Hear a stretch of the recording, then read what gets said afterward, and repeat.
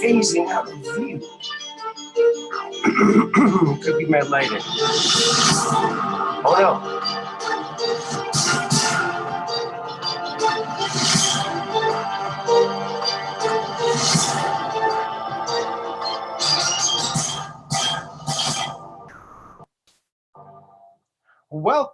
Welcome back to Truth Quest. My name is Aaron Moriarity. I will be your host, and we're going to go on a quest for truth together. Yes, we are. Howdy, friends. Welcome to the show. Welcome to the Truth Quest. We're here questing for the truth, and we're all doing it together. Me, you, and everybody else. We're questing.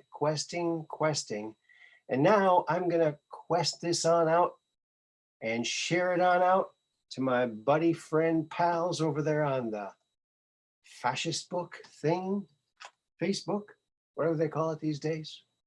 What are we calling it? Anything we want to call it, right? We are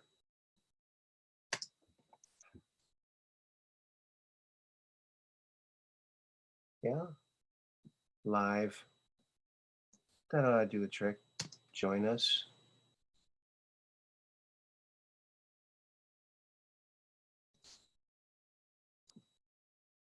Won't you now? Let's see if they will. All righty then.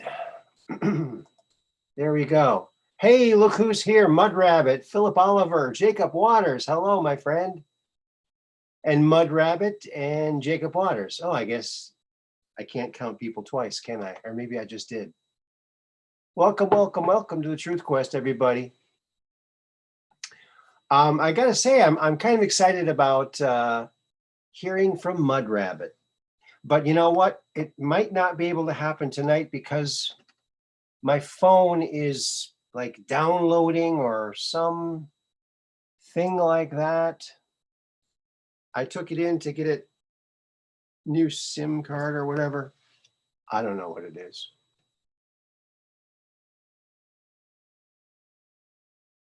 Hello, Abby. Oh, you kept checking. Thank you very much. Yes. Sometimes I can't go on right exactly when I want to. I'm trying to figure out, I got this lighting issue. I'm trying to figure out how to keep from disappearing because I don't want to disappear. You know what I'm saying? Good day from Australia, Philip Oliver. Well, welcome to the show. And we are cheering for you guys. We're rooting for you guys over there. You guys are really up against something else, but if we all stand up worldwide, we can really make a difference. Look at what's happening with that airline, the Southwest Airlines, right? Hello, Catherine Weiss. So yeah.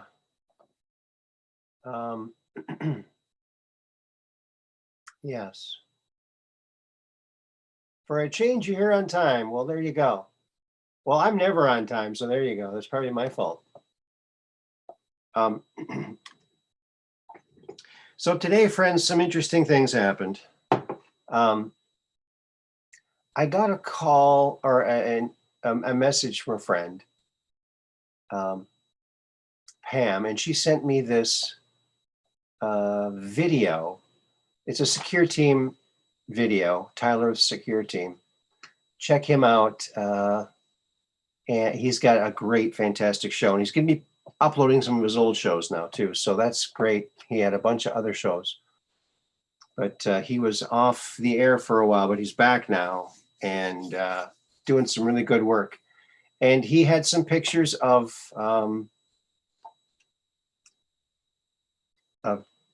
Mars. So we're going to look at some of these pictures of Mars, courtesy of Secure Team. And and when I finish the show after, I'll put a little link down there. So there you go. All righty then. Yes, awesome channel on YouTube. Tyler rocks. He really does, man. That guy, he's like a one-man powerhouse. I don't know how he does it. You know, he's just that good. Okay, so here's a curious thing that's on Mars. Check this out. So there you go. You got this, looks like a stepped pyramid of sorts, some sort of building, some sort of grid work. It definitely does not look natural. So that looks like something that's very, well, it's very curious, isn't it? And, you know, the tinting is a little tinted on it, but. Oh yeah, I had fun over at Divine Tiffany's, yes. Well, thank you very much, Philip Oliver. Yeah, yeah, my uncle Tim, he used to sing that song, Karina Karina, all the time. He'd play guitar and sing that song. Great song. So that's an amazing anomaly on Mars. Now, why don't they take a rover and go over there, right?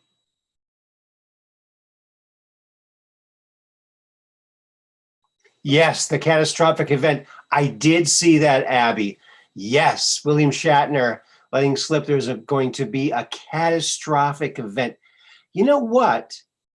I wonder if they're trying to coax him off planet to one of the colonies by giving him that line that a catastrophe is coming. That could be. Or it could be the solar flash that's coming. It's supposed to come here. Well, it depends on our consciousness when it comes. But there was a time frame. You can never nail these things down because it depends on the consciousness of the people, the collective consciousness. But around 2023, 2024, somewhere around there, possibly. Yeah, catastrophic event. I thought that was very interesting. Yeah, do you think that let it slip, or I mean, he could have been talking about the catastrophic event being, you know, any of these sorted, much stronger storms that devastate people. That could be it too, or the, you know, maybe he's one of the climate change people. You know, it's an easy thing to get people behind because everyone wants to have a livable planet. So if you can convince people that this is what's happening, what you got to do, it's kind of easy to do that. I would think, don't you think? I would think. I would definitely think. All right. So that was an interesting one. Here's another very strange one. Oh, look at this. Oh, look at that, will ya? Wow. What is that? What is this in here? Very bizarre. Very bizarre indeed. Let's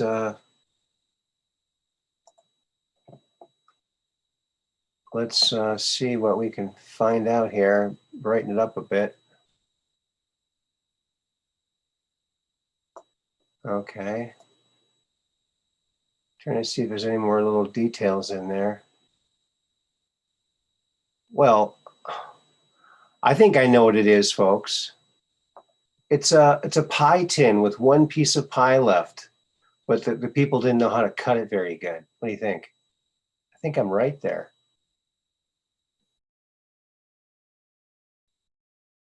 Oh, you're welcome, Abby. Hey, Q Trendsetter. How you doing? Good to see you here. Yeah, that's probably just a piece of pie in a pie tin. There you go, on the surface of Mars. No, it's not. Who knows what it is, right? We just don't know. We don't know. It's a mystery. Maybe by seeing this, it might trigger something. Hey, oh, that's kind of like this, and maybe we can figure it out, or maybe not. Maybe it'll be a mystery forever. But there's endless mysteries on Mars. Now here's something interesting. There's these lava tubes, these glass lava tubes all over Mars. And they're just very strange looking, gotta say. And this one in particular, now people are saying that, oh, this is a craft inside the tunnel moving, or this is, I don't know about that. And I don't know, this looks kind of like a natural tunnel more than a man-made tunnel, don't you think? I don't know. It does look sort of translucent, but I think at this distance you really can't tell. But some people are claiming, oh yeah, it's a vehicle. Well, if you look at this tunnel, it's not exactly uniform enough to put vehicles in. It's like two worms running into each other. I don't know. Yeah, I don't know. It's very interesting though, huh? Very interesting. It's interesting how deep this cave goes in here. So interesting. So it could be lava tubes. You know, when the lava is flowing, all the sand can make like a tube, like a glass tube. I guess it's conceivable. It's possible, huh? Very interesting. Indeed.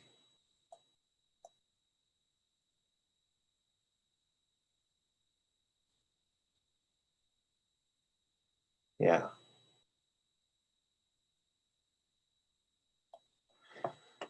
And that's what that is. The lava tubes, the glass tubes on Mars. And they're all over. You can find them all over. It's not just one of them. So it's a mystery. Let's see. Here's something that looks interesting that was also on that video. And you can look at Secure Team's latest video to see all these things. And so here, it's a very strange looking piece of landscape here. Now, Tyler was talking about how, some people are saying this could be a UFO that crashed into here. And it's just, here's a skid mark. But I don't know. This thing right here looks like some kind of building, and this just looks very uniform. I don't know. I mean, this might be a component of a larger piece of something here. I don't know. What do you guys think? Well, let's see if we can brighten it up a bit. See if we can get more detail, a little more visual. See if there's any color in this. There's no color in it. Okay, we'll bring up the shadow.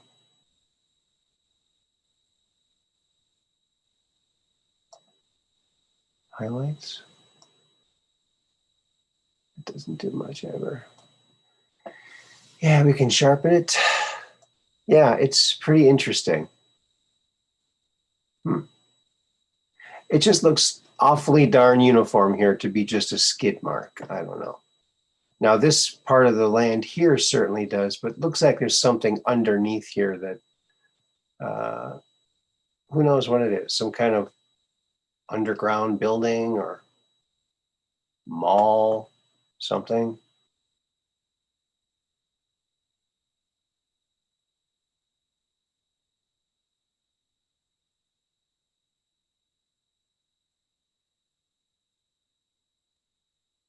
Cyberspaceorbit.com. Oh, interesting, Mud Rabbit.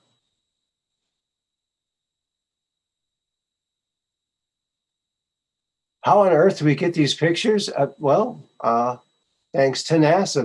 They're mapping the whole surface of Mars, and they're getting all this weird stuff. But of course, they're not sending the rovers there.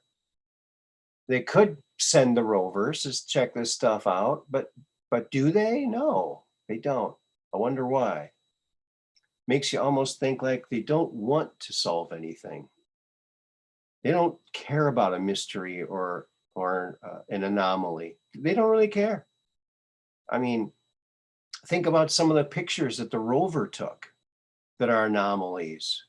Do they even go back and check again? No. Why wouldn't they? Right? So crazy. So crazy. It just, they're not interested in solving any mystery. They're not interested in anything that I can tell. Oh, I think this is another shot of that. Same picture. Let's see. No, no, this is a different picture. Oh, is it? Wait a minute. Where is it? Yeah. Oh, no, this is the same one. This is the same picture. There it is. It's embedded right here. And this long thing here, but with things going sideways here occasionally. It just looks like some kind of maybe substructure underneath the surface. Maybe it's some kind of, who knows? It looks like something though. Gosh, something. It looks like there's something over here too. Look at that. I wonder what that is. I wonder if Tyler saw that. Think that could be another craft? I don't know. So the idea is that might be a craft in here or some kind of building or something. But then what's all this? You know, this is just as intriguing to me as that. You know, I don't know. So interesting. Let's see what you guys say. Maybe they were warned off. Could be. Black budgets, etc. How big is that? Now, that's a good question. I think you could go to Google Mars and find these things. And of course, it's a whole planet you got to look at somewhere. I think you could probably find, maybe you could Google search or DuckDuckGo search Mars anomalies with, you know, locators, so you can locate it on Google Mars. I think that might work.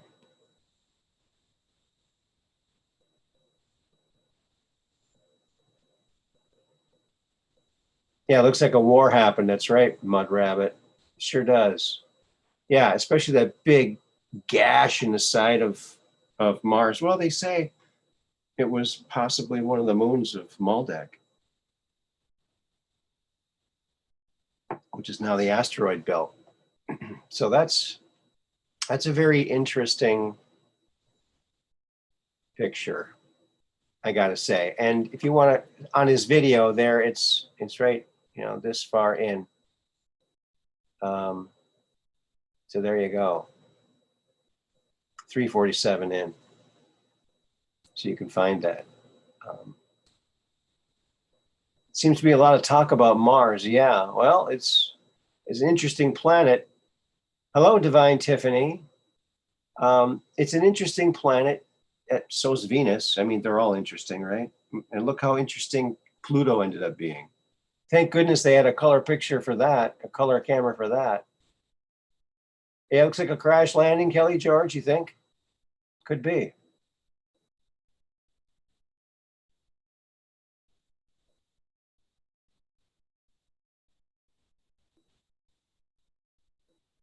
Yeah. Hey, Austin Morris is in the house from Knoxville, Tennessee. The Tennessee 3. So that's an interesting thing, you know? Is it a crashed site or is it some kind of exposed underground building complex? Maybe both. Who knows? Who knows?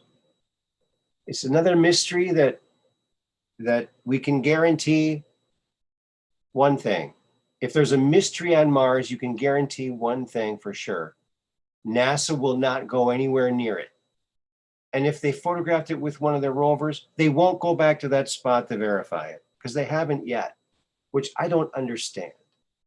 They could at least verify or discount anomalies that the rovers themselves have found, right? Just do a loop around, come back, find some new stuff, come back to that very same spot.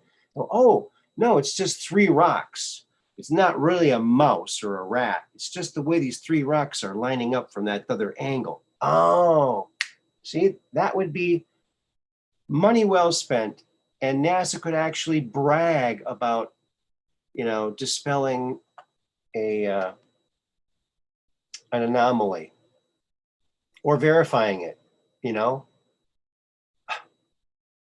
It's supposed to be a public space program. Don't we have an input? I think we should call our elected officials and say, hey, we want the Mars rovers, as long as they're going many years past their due date, why don't we just have them focus on all these cool anomalies and have them just go and check them all out? I don't know what's stopping them. Maybe it's just they haven't had the idea. I mean, how could they not have that idea? You can't work at NASA and not know about some of this stuff, can you? I mean, is it that compartmentalized maybe? Maybe they, well, who knows, right? Okay. So here's one, friends. That one. There's another one. Okay, and you can see there's some lava tubes around here too. So there's something that some people are saying it might be a craft. I don't know, man, because there's these other curvy things here in and amongst. It might just be a blob of this lava tube stuff. Maybe it got too hot and it squished. I don't know. I don't know. What do you guys think? What do you guys think? Oh, you know what I need to do here, friends, is put the old chat information into the old chat thingaroony. Is that what they call it?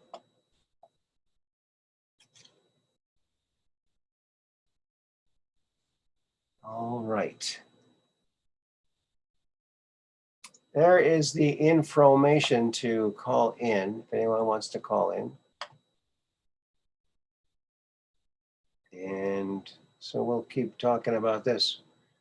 Does anybody have any ideas about what this thing might be? What do you think? Looks like the ledge around the base of it. Yeah, could be.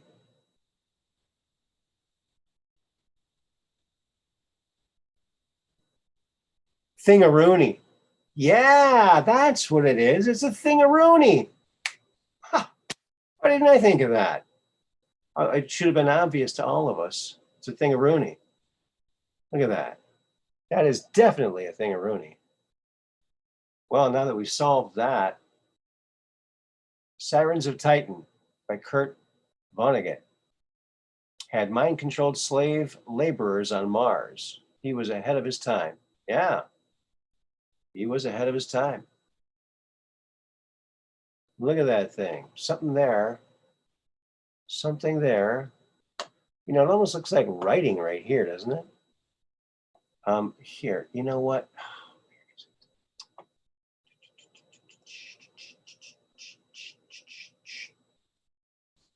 Here it is.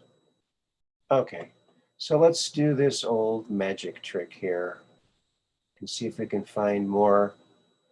It looks like there's like etchings here, like Nazca lines or something. Look at that.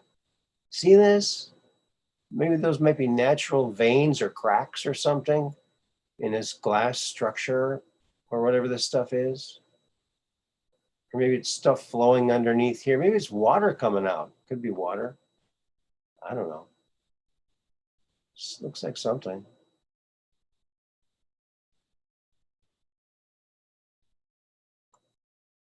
Increase the contrast.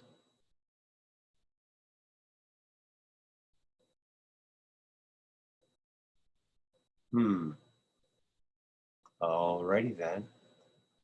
Bump up the, that has to be a little fuzzy to get it clearer. So there's that one.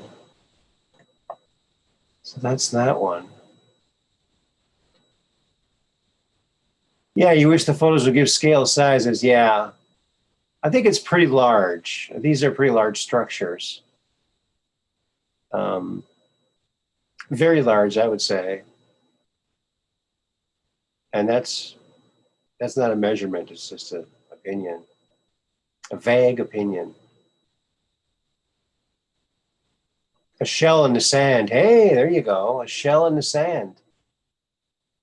Hey, Kisby. Baby. Baby. Kelly George. We're all here. So nice to see you all here. I'm glad you're all here. Where everyone is friends. Everyone are friends, or everyone is friends. We are friends. Something like that.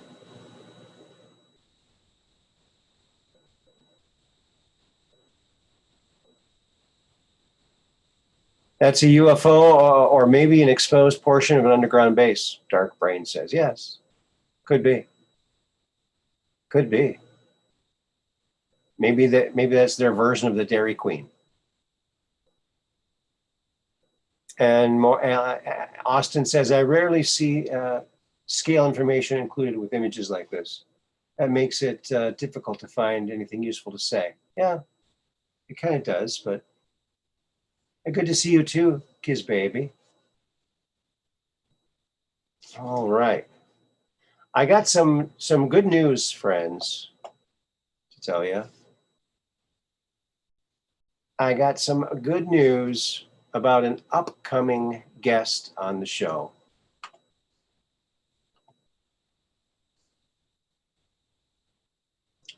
Bernie Mendes.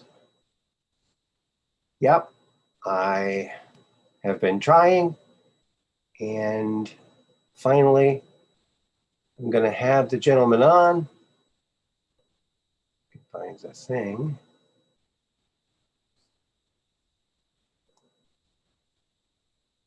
Where is it? Is that it? That's not it. Oh, it's way back here. There it is. So Bernie Mendes is coming on the 22nd. We're going to film it in the morning, and I think we might go live in the morning, or we might do it recorded and then release it later. I'm not sure yet, but 9 o'clock Eastern time is when we'll be recording it. So that will be great. He is an amazing guy. He's in the hospital right now, so please send your prayers out for him. So he's in some pain. And so let's send some healing energy, some good prayers to him. Bernie Mendes, truth hero. And, when you go on the internet, on the intranet, and you look up Bernie Mendes, a lot of his videos have been pulled. Makes you wonder. So he's got some pretty explosive things to say. He's been involved in communicating with extraterrestrials. He was briefed on the origins of the Philadelphia experiment, which was actually called Project Rainbow. But he said they're constantly changing the names of these things, and it's all to confuse people. But he said that they started by somehow slingshotting these cylinders, these metal cylinders in this warehouse from one point to another. It's like it was disappearing and appearing somewhere else, and they weren't sure how it was doing that. But they found out that they ended up blowing a hole through the side of the warehouse with one of these things. And they found out that the area they were going into was this other dimension very close to ours, three-dimensional space, very close to ours. It's slightly different and a slightly different frequency. And so they opened these slots and they shot these things through, and they were hitting their vehicles. And the extraterrestrials came and said, "You got to stop shooting those things through into our area. You can't do this." And then Bernie said, well, we didn't know. We didn't know any of this. Well, could you please, they couldn't understand what they were talking about. They said, okay, here's a bunch of film equipment and movie equipment. They taught them how to use it. They said, okay, film what you're talking about and show it to us. And so they did. And so that's how they found out. And they brought back one of these crunched cylinders, these metal cylinders with probes on them. And so Bernie said, well, we're sorry.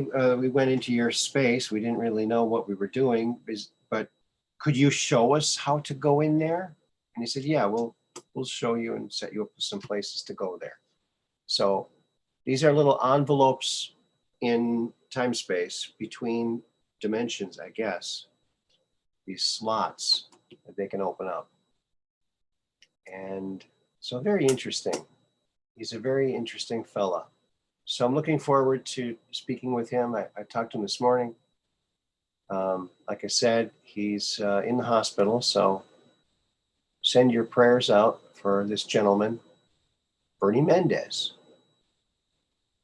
And of course, he corroborates Andrew Pishago's story because he was inserted into the programs that Andrew was in because Nixon hired him to figure out if it was really happening, and with some shocking and alarming results. But all in all, still verifies Andrew's story. So very excited to have him on.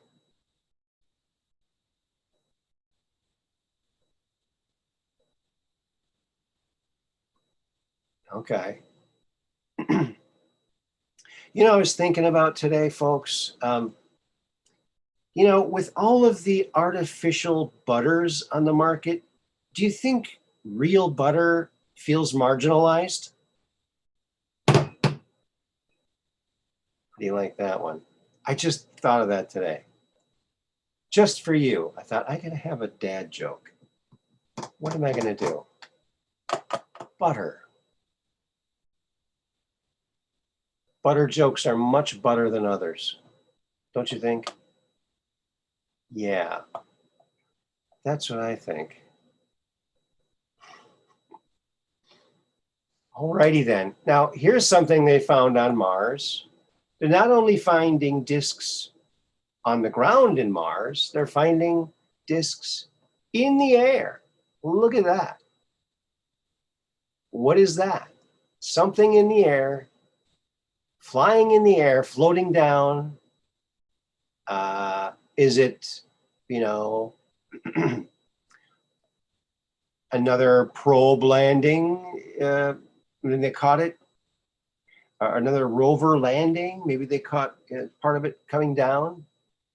Who knows, right? What could that be? I mean, it's not an asteroid or a meteorite. There'd be like, flames behind it from entering the atmosphere. So it looks like a very, you know what? Let's sharpen this up, fuzz it out. Well,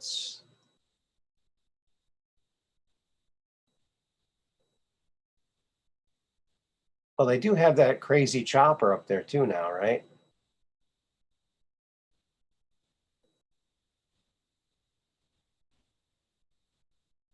It looks fairly uniform. Oh, that's interesting.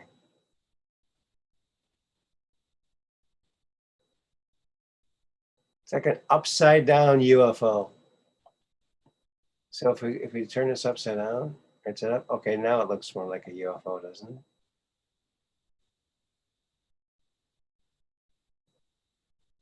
Hmm.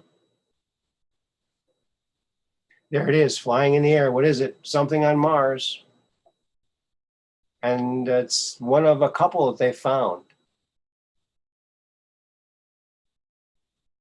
Peter Butter battles.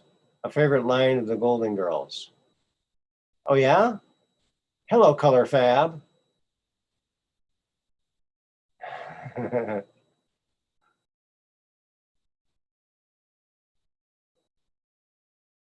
Oh, the novel begins. Listen, Billy Pilgrim. Billy Pilgrim has come unstuck in time. Oh, unstuck in time. Hmm. Interesting. Interdasting.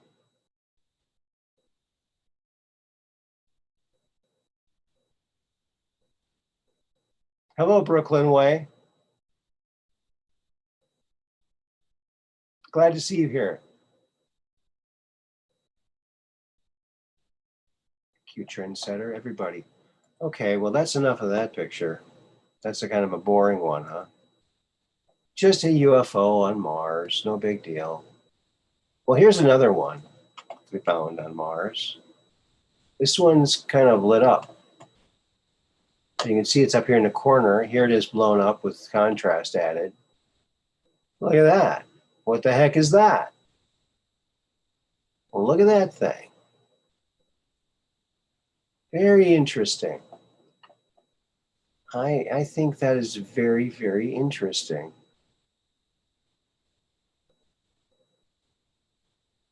I'm glad that you're glad to be here. That's awesome. That is so awesome. I was on my friend Jacob Waters' show the other day, and that was a lot of fun. So go check him out too, Jacob Waters. So, and my good friend Miguel Pena was there too. So that was a lot of fun. And it was kind of interesting because um, it was kind of like my show was what brought those two guys together. So that was kind of cool. And they do lots of shows together now. So it's kind of fun. Very cool. Yeah. Um, you know what, friends? I I feel so grateful. I feel so very grateful for what happened today. Something happened today. Um, I went out to my mailbox and I got something in the mail, and I got this in the envelope, and it says, "You're a good citizen, Aaron." And there was cash in here. And this is my good friend David. And you know who I'm talking about. It's not his real name. That's his pseudonym. And I was just overwhelmed. I was just blessed. So friends, we're in this thing together. We need to help each other out. And I just want to thank David for helping me with this. This is incredible. It was a very generous donation. So I really thank you so very, very much. It's just, it blew me away, and wow, you're a good citizen, Aaron. Wow. You know what? That is a very high honor to me to be called a good citizen. I try to be a good citizen. I'm not a perfect person by any means. I don't think anybody is, but I always try to be better than I was like yesterday. And so I'm just very humbled, honored, and in a whole lot of gratitude. Gratefulness is overflowing. So thank you very much. Wow. Do what your heart tells you, and things will fall into place. It's amazing. what can happen.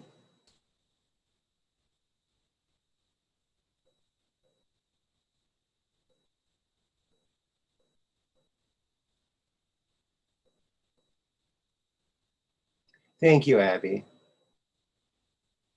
and Kelly and Kiss Baby and Mud Rabbit. Yeah, it's you know, he's turned out to be a really good friend of mine. We talk a lot, and he's just a very cool guy, a very salt of the earth guy, super nice guy. And so that's the beauty of the internet. You know, you meet so many wonderful people with hearts of gold. It's just amazing. Just amazing. Um, okay, I better open up the chat and give a little message to the chat people. All right.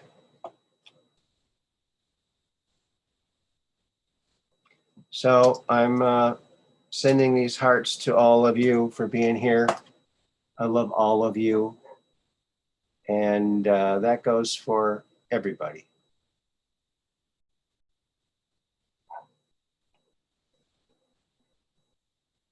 Yes, that was a beautiful surprise. Oh, wow, we get 17 thumbs up. I'm going to be number 18 is my lucky number. So thank you all for pressing the thumbs up. I appreciate that. And share it out too. Maybe someone might see it and go, hey. Oh, thank you, Mud Rabbit. She says we appreciate you too, Aaron.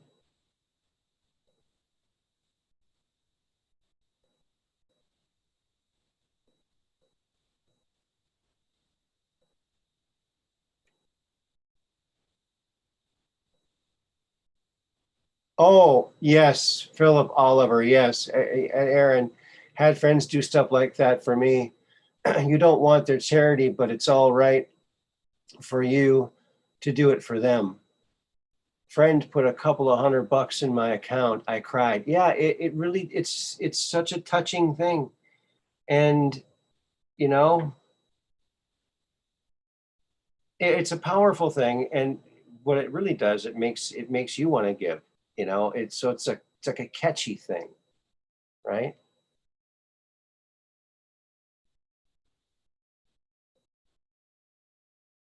Detroit, like Detroit. Oh, my dad called Detroit Detroitlet. Detroitlet. He called them the Detroit Lions. Walter Peters, will Andy Bashago be on anytime soon? Probably not anytime soon, but you never know. He is in touch with me, and we'll see. You know, we are going to have Bernie Mendes on the 22nd. So, and I'm working to get some other fine folks on as well, to be on as guests onto the show here, so that we can, because I love doing interviews. So we're working hard behind the scenes to get some more people on here. Like I said, just talked to Bernie this morning, and let Andy know you miss him. Yes, I will, Mud Rabbit. Yes. You know, that was really a treat that he made himself that available to questions and to people's questions, and so that was really nice. But it is the way he was on Facebook. You know, he was very responsive to everybody, and I mean, of course, he can't be on Facebook because he can't see for the last 3 years. So I know that Bernard Mendes is going to be good. Yes, I'm really looking forward to this. It's going to be fantastic. It's going to be in the morning on the 22nd. It's a Wednesday. So should be good. Should be very good. Yeah, I was looking at a video on the internet today, on the intranet, from 2012 of Bernie Mendes being interviewed. Tony Rodriguez? No, I have not. I haven't talked to him yet.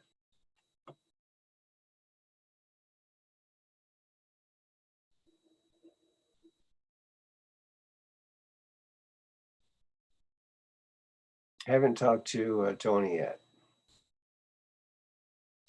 But I'm talking to other people that you're going to be very, very happy about. Let's just say. Very happy. Because I'm going to be happy when they're on. Because I love interviewing people. I think it's a lot of fun. And because I'm a curious kind of a guy and I got a lot of questions. And I know you all have questions too. Now, for the Bernie Mendes show, I'm not sure if it's going to be a question and answer or not. He was a little tentative about doing the show.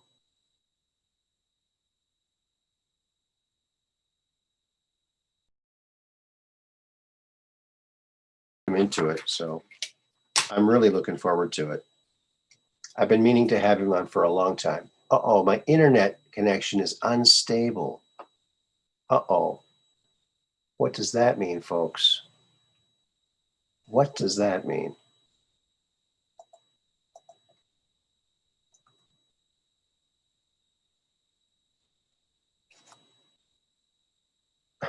Did it again. It squishes that stuff together. So yeah, oh, let's see what other things we have here. Oh, look at that, mud rabbit. Oh my goodness, what a treat. Well, hello, mud rabbit. Oh, hello? Let me see.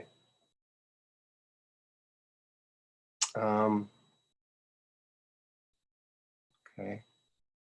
Hello, mud rabbit, are you there? Oh, she's connecting to her audio. Okay, good.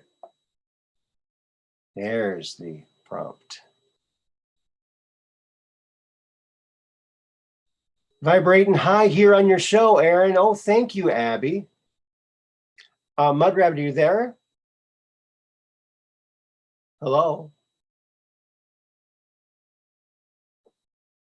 All right. Well, we're anxiously waiting to hear the voice. Hi, here on your show, Aaron. Oh, thank you. There she is. Okay, can you hear me now? I can hear you now. There you are. Welcome to Truth Quest. Hi. A voice to the name. Wow. Thank you very much for calling in. And thank you for being like the best. Oh, I can't say the best. One of the best mods, because I think I got the two best mods. I think it's a tie, you and Dark. Oh, thank you. Dark Brain's pretty awesome too. Yes. So I've heard a lot about you. Oh Lord, what have you heard? You've been on a couple of one other show at least. Oh, right? I called in on Jacob's show. Oh, okay, good. And you I guess you're like an expert on everything. That's what. No, no, I've just had some pretty interesting experiences and met some pretty interesting people and lived in places where it was easy to do so. Okay, well. And I don't know, I've just been lucky that way. I don't know that the topic we had on Jacobs would be appropriate here. Okay, well, so you said things have happened. Have you seen UFOs or aliens or what kind of strange things have you seen? Oh, no, I've never seen a UFO per se. Oh, okay. I have seen creatures. Oh, you've seen creatures. Okay. Yeah, I've seen some pretty weird creatures. Wow. One of them was like, trying to describe it, it was like a little round tumbleweed shadow. And I think when I saw it, I don't know if it was me that brought it, or maybe it was just the energy around me, but I was very angry at the time that I saw it, and it came running through the dining room and hit the wall to the bedroom and continued through the wall and then disappeared into the dresser on the other end. You said it looked like a tumbleweed. Yeah, it was about maybe, I wouldn't say more than 9-10 inches big, round, and it just came rolling across the floor past me. It kind of freaked me out because I'd never seen such a thing. And it ran right past my leg, hit the wall, and I looked in the doorway and it was coming out the other side of the wall, and it continued across the bedroom and did the same thing at the dresser, just disappeared into the dresser. And I'm assuming went out the wall that the dresser was against. Whoa. So were you screaming, or, I mean, were you shocked, or were you like, oh, hello, tumbleweed dude? No, at the time I would just hung up the phone call that had made me kind of upset, and I was angry, and I was wondering if maybe that had drawn it to me. But I had just turned around, and as I turned around, this thing just brushed past me. I could almost feel, it didn't touch me, but I could almost feel, like the wind you get or the little draft you get when something goes past you. Yeah. Yeah. On my leg, and it just hit the wall, and I was startled at first. I didn't know how to react, and when I looked in the doorway, it just came out the other side of the wall and continued. And I know I wasn't seeing things because it was broad daylight.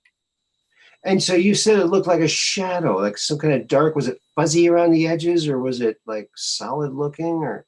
If a tumbleweed could be a shadow. Okay. So it wasn't three-dimensional, or did it seem three-dimensional? Yeah, it was three-dimensional. It was like almost like smoke. Wow. Now, I've heard of the shadow beings, and it turns out that could be military, secret military. What, this little gray thing? Well, the shadow beings. I don't know if this is a shadow being or not. Maybe it is. Well, that happened when I was living in the Virgin Islands. And the other weird thing that happened to me while I was down there, I used to catch a ride down into town before work, and I'd hit up one of the little outside cafes and have my breakfast on the way in. And I was sitting there reading, and I looked up, and at the end of the courtyard there was a dark man. A dark man? The dark man. And I just stood there and looked at him. I was like, oh no, it gave me chills. Now, the dark man. Now, is that some legend or something? Or yeah, it's and it's really big in the islands, or was at the time, amongst people the dark in my group, and I was standing there. I thought I'd never see something like that. And I kept looking at him, and you couldn't see any features. It was like you were looking at a poster board. You couldn't see his face. You couldn't see a shadow. You couldn't see around him. Really? But he was dark? He was black. Totally pitch black. Pitch black. Oh. Stood there like just pitch black. Wow. And it was nighttime or daytime? It was morning. So you should have been able to see, but it was all black looking. Mm-hmm. There should have been some features. There should have been some three-dimensional, but it was like looking at a black slate. It was just black. And it didn't catch my attention at first because I was paying the check as I was standing up. And when I looked up, I caught him. And I just kind of stood there for a moment looking at him. Wow. And I had to grab my purse and my book and get to work. And I looked down to get my purse and my book. And when I looked up, he was gone. But I did get a good look at him. And it was like looking at a poster cutout. Wow. It was that black. It was just no features, no 3-dimension, no nothing. So was there any like service vehicles around there, like chimney sweeping vehicles possibly? Mm-mm. No, this is Donegan's Gata on the waterfront in Charlotte Amalie on St. Thomas. They're all restaurants and cafes and shops and duty free. And, it's a tourist area. Sure. Yeah. I live in a tourist area myself here, Door County, Wisconsin. It's not like all of South Florida is a tourist area. Yeah. There's a lot of them. Yeah, we're in the industry. That's interesting. So it was flat looking. So Yeah, he was featureless. It was like looking like somebody had colored him in, like one dimensional, like yeah. a cardboard standing there, but he was moving. So I know it was a real person, and there were people walking behind him and in front of him. Mm-hmm. Yeah, and I would say it was a good maybe 25 feet from where I was standing. Wow. Now, Stan Romanek talked about shadow people. He's got some pictures of them. I'm looking through one of his books here to see if I can find one of these pictures to see if it looks like what you saw. Well, in the islands, they call things like this jumbis. Chumbis? Jumbis, Jumbie. Jumbis. I think Pee-wee had something named Jambi. Jambi, not Jumbi. Okay, a little different.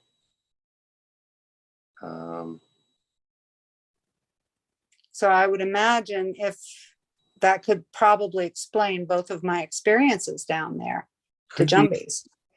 It could be, but you say it's two-dimensional. That's very strange. Now, I know that I heard that this secret military program, they were trying to get invisibility, but all they could do was get these shadow beings. And Stan said that Stan's stepdaughters, twins, would say, they'd wake up and say these shadow beings are looking over us as we sleep. That's creepy. Isn't that just the creepiest? Yeah. Ooh. They went through hell. Heck, HE double toothpicks, I guess I should say. Oh, maybe I won't find the picture. Maybe it's in a different book. He's got 4 books out. Yeah. Oh, here's a picture of their hybrid daughter. I'll have to go look at this on the iPad. Hold on one second. Look at how big her eyes are. And they didn't even notice her in the picture, but she was, oops.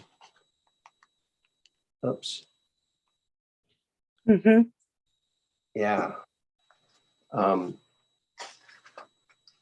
She was right here in this picture where the arrow is. So they didn't even notice her at first when they took the picture, but yeah, they've met their hybrid kids, his hybrid kids, several times. Very interesting story. They ended up shooting at him and beating him over the head, and false accusations, and threw him in jail, and terrible. So here we are, trying to be the next ones that get that kind of treatment. Hopefully not. You know, at some point it's going to break through, and I think we're really close. It's not in this book. Really close.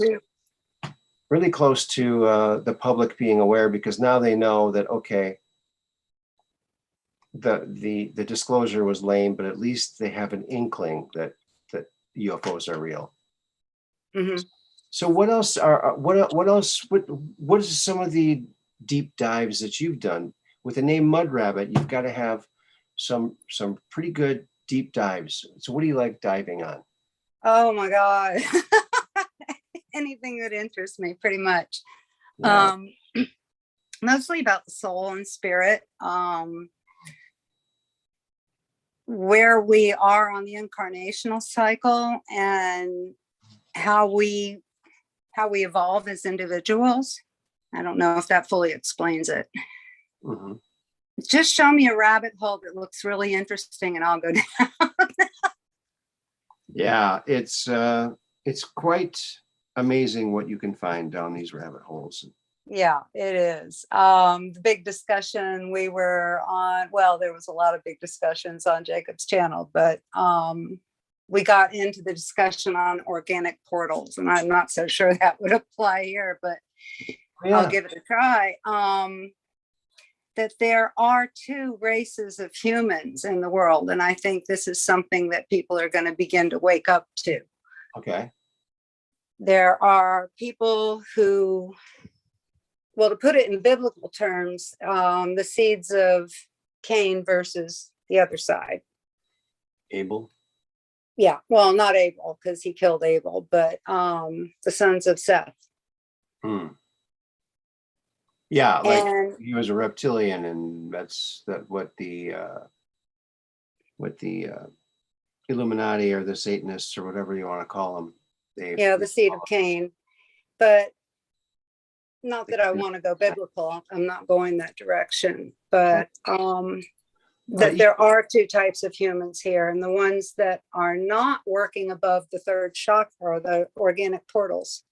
And there's a very interesting paper online written by a lady that I met, Laura Knight Jadzik, and it's called Organic Portals, the Other Race, and it's on Cassiopeia.org, I think it is, or Cassiopeia.com. I'll put the link in the chat for anybody who's interested. Awesome. But it's got some really good information on what we're dealing with now. And when you get a deeper look into the two types of humanity that are actually here, gives you a better idea how to deal with it. Mm-hmm. Okay. I mean, you've got people out there who are just not working above the midsection. There's no heart, there's no voice, there's no mind. And you see it with the Antifa and these social justice warriors and these environmental warriors and all these people out here. They have absolutely no common sense whatsoever. Right. They don't. So it kind of gives you a better platform to deal with it, because when you realize you're dealing with these type of people, you change your tactics. Mm-hmm. Wow. So now the other race, now would you divide them blood type possibly, or is it? No. It has more to do with your energy centers and how high your energy is flowing. Are you familiar with chakras? Well, yeah, I've heard of them, and when We I left, definitely have energy centers in our bodies, and some people don't work above their bellies. Everything to them is money and food and tribal and me.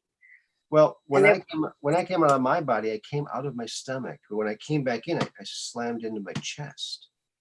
So, but I was a round ball of everything but nothing. About 8 to 12 inches in diameter. I could see in all directions, but I came out of my belly and I slammed back into my chest when I came back in. But and I think I probably would have died if I would have waited any longer to go back in. But it was back in 1984. Have you ever read Don Juan Carlos Castaneda? Mm-mm. He explains that. He explains about the cord that comes out your center. I didn't experience the cord and didn't see the cord. There was no cord when I was out of my body. And I didn't have a body. I was just a ball. And I've only seen one other account that described being out of body as a ball. Mm-hmm. Actually, two others. One was Andrew Bashago. He was a ball out of his body once, or many times.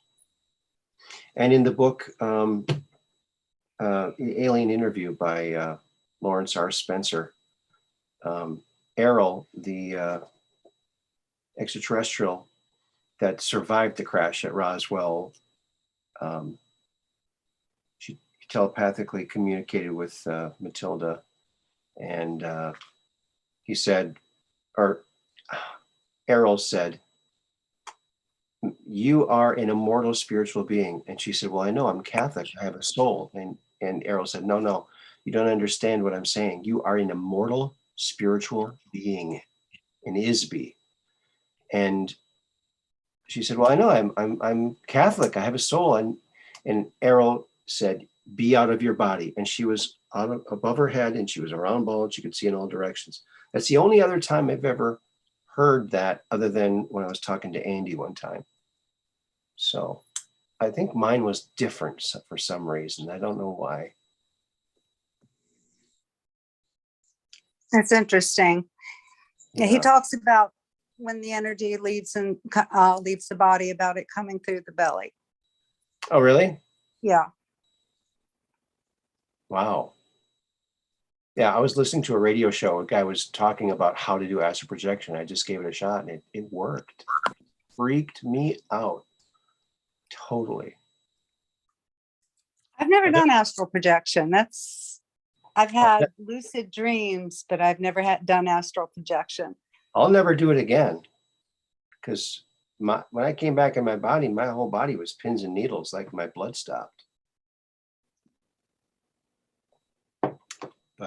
But yeah, when I was about 4 feet above my body, all of a sudden I knew everything.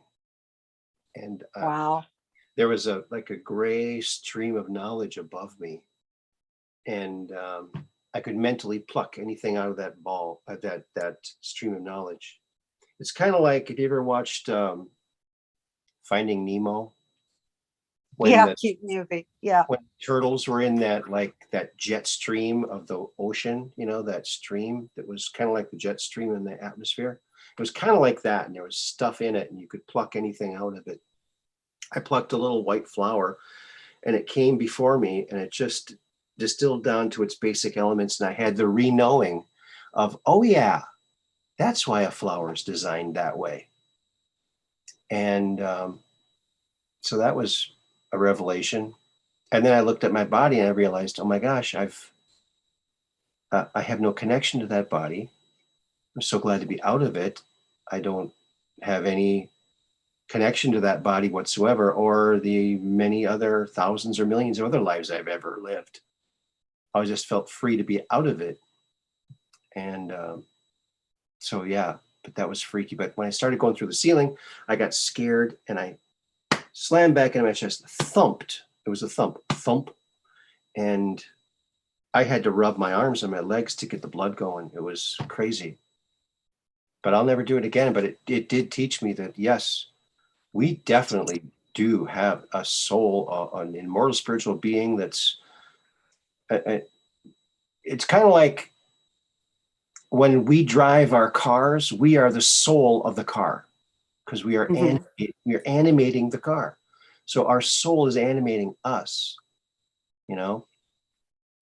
And do we have this connection with our soul? No, we don't. We don't tell the car where we're going, right? So we tell the car. You what? We tell the car. Yeah, we just drive.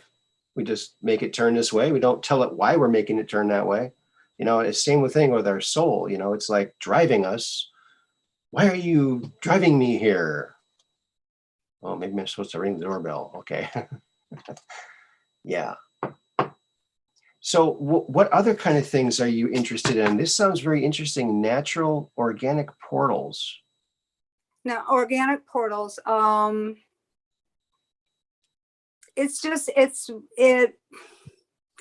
it leads into psychopathy and sociopathy and how people become like this, or are they born like this? Do they develop this at some time later in life? It kind of gives you, like I said, it gives you insight to what we're dealing with, especially with these politicians. I mean, a lot of these people, they can't work up into the heart chakra. The energy is just not there. They have no sympathy. They have no empathy. They have no compassion whatsoever. Mm-hmm. Yeah. They don't care about us. I don't care what they say. They don't care about us. They probably don't like dad jokes either. We love your dad jokes. Oh, you do? Yes, of course. Thank you. Oh. Yeah, I can't help it. That's why we're in this mess right now, because we've just indulged them way too long. And in my personal experience, we just don't have enough people paying attention. Right. Well, I think the whole world, the whole country is getting red pilled daily by the crazy things that are happening from the commander and thief. Oh, I'm sorry if I seem flippant to anyone. I apologize in advance, but I am enjoying watching Nancy Pelosi melt down. Oh. I'm enjoying watching Schumer go off the rails. I am enjoying watching Adam Schiff blush. Shifty Schiff. Yes. I mean, look at them. Really look at the body language. They're freaking out. They're panicking. And I am enjoying this show. I just ran out of popcorn. Yeah. It's easy to do. I mean, it sure is a show. I mean, and when you think, you know, the Trump rallies, I mean, in the height of it, it was like 30% Democrats in the audience of the Trump rallies. So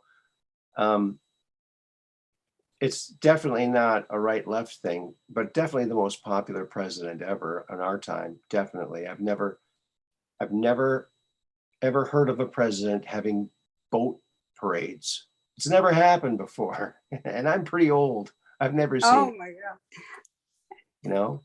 Yeah. Oh, did you see Kennedy was. Biden finally got his boat parade. It's all those shipping containers out in the I harbor. was just going to ask you if you saw that. I did. Great meme. Yeah. I got jealous. Why didn't I think of that? Yeah. Wow. It's a show. It's really a show. And I just pray for the people who are going through this pain right now, because a lot of people are getting sick. Getting sick? Yeah, from the Jabberwocky. Oh, from the lollipop? Yeah. Yeah. Yeah.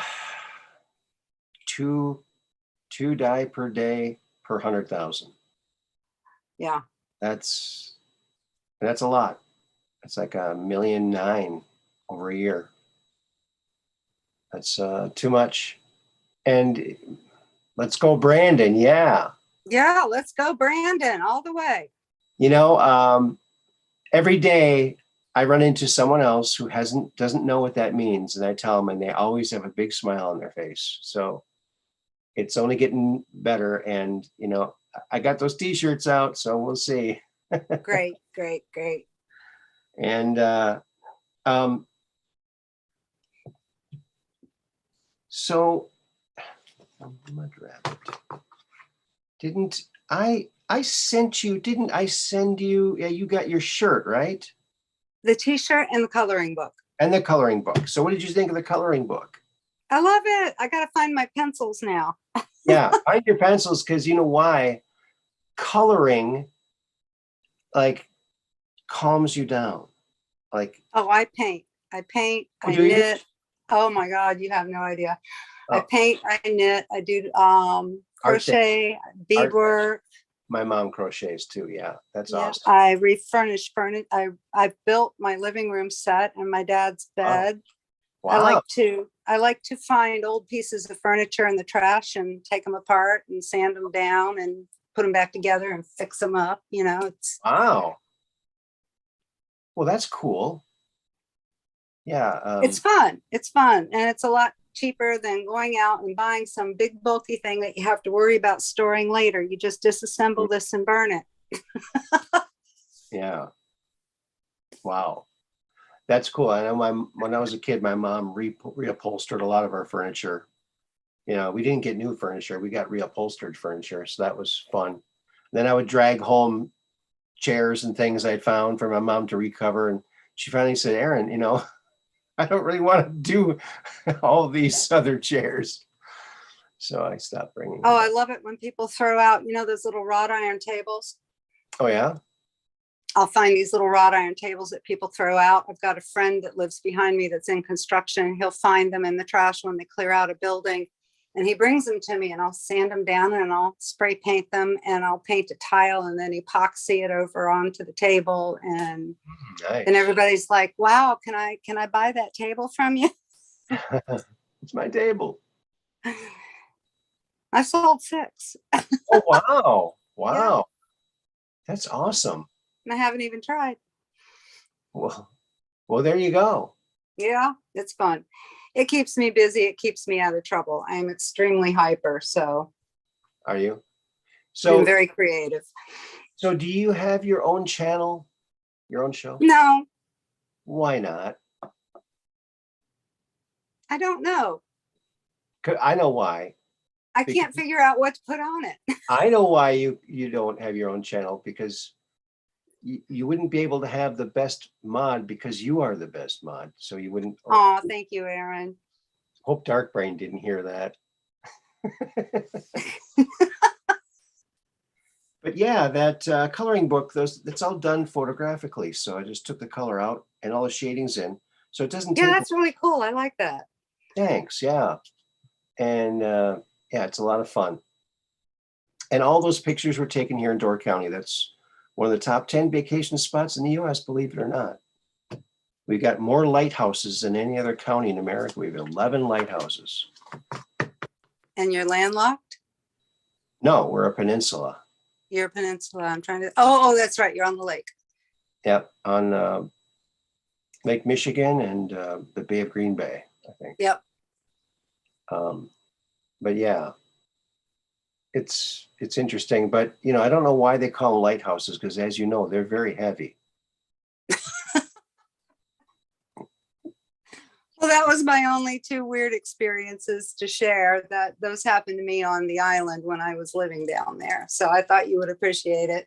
Yeah, that's really exciting, or not exciting, but it's interesting. And you know, maybe I it's don't know. The second one kind of made me a little nervous. He wasn't looking at me, but he was definitely standing there and I could see him clearly. wow.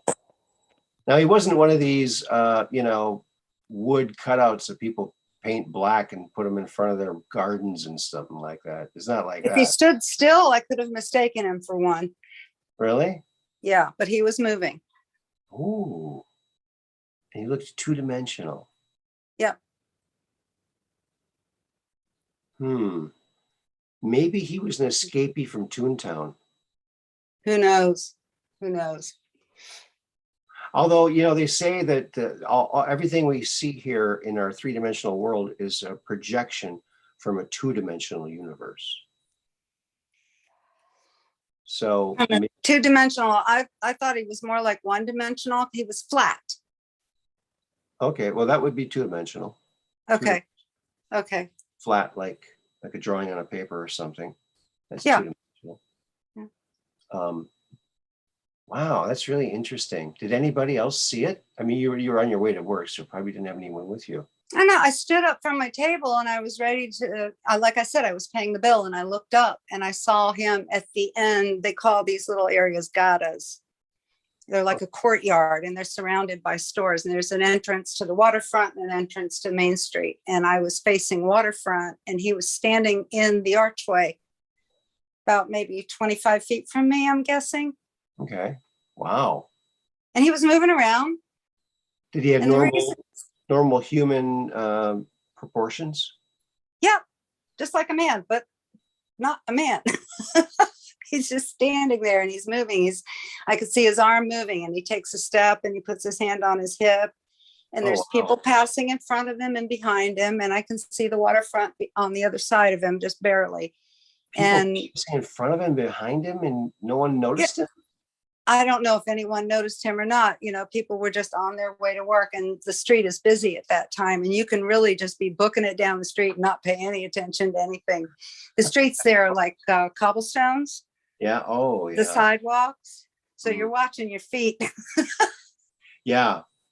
Oh, yeah. Like Boston has a lot of those cobblestone streets. So I really don't know if anybody noticed him. Nobody stopped to talk to him.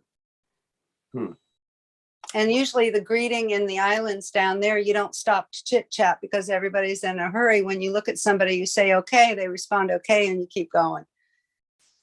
Now there's a guy who really needs to do some shadow work, huh? Yeah.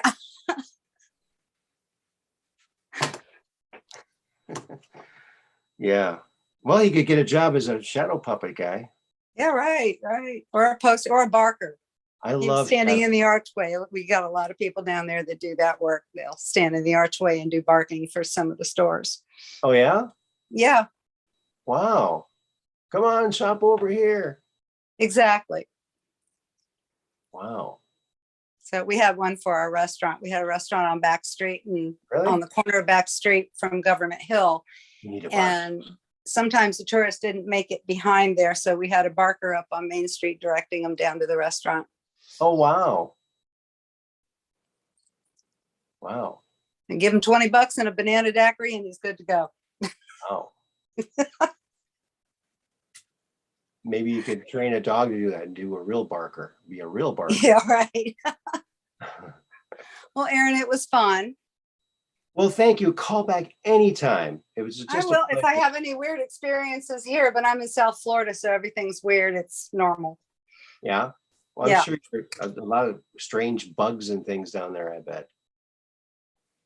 The stranger bugs are down in the islands. Are they? Yeah. Wow. Yeah, there's strange bugs. Every state has different bugs. Isn't that weird? Yep. Well, they get bigger the further south into the tropics you go. Yeah, maybe I don't mind shoveling the weather in the winter time, you know? Maybe it's not so bad. At least we don't have spiders this big, you know? So, Yeah, I don't mind the spiders so much, but when I moved to North Carolina, the mosquitoes were huge. oh, really? Yeah, they're big up there. Wow. They're big in Minnesota too, but here they don't seem to be so bad. And there's no ticks in Door County because the soil is too acidic. They can't live. I think we just have too much construction, too many people for too many ticks to survive down here. Mm-hmm. It's not a wooded area. No. A lot of times ticks are in tall grass though. Yeah, I'm in suburbia. Oh yeah, suburbia. Yeah. Well, I grew up in suburbia too. In fact, one of the local groups in Minneapolis was the suburbs. That's how suburban we were. So, Yeah. Most of South Florida is suburbs anyway. So yeah. Well, you know, suburbs are great because they're single family homes. Some are duplexes, but the left wants to do away with single family homes, you know. mm-hmm. They want to put everyone in high rises so they can lock them down like they do in Australia. I So, hate condos. yeah, you know, I lived in an I like apartment. having a little yard between me and my neighbor. Yeah, I lived in an apartment once in Hopkins, Minnesota, and the guy above me, every morning, he woke up before me and he rearranged all of the furniture in his hardwood floor bedroom right above me. And it was like, man, Oh, yeah, not good. Not and good. we've got condos down here everywhere. I don't like them. Yeah. They're too expensive. And if one of your neighbors starts a fire below you, you hit your problem. So no.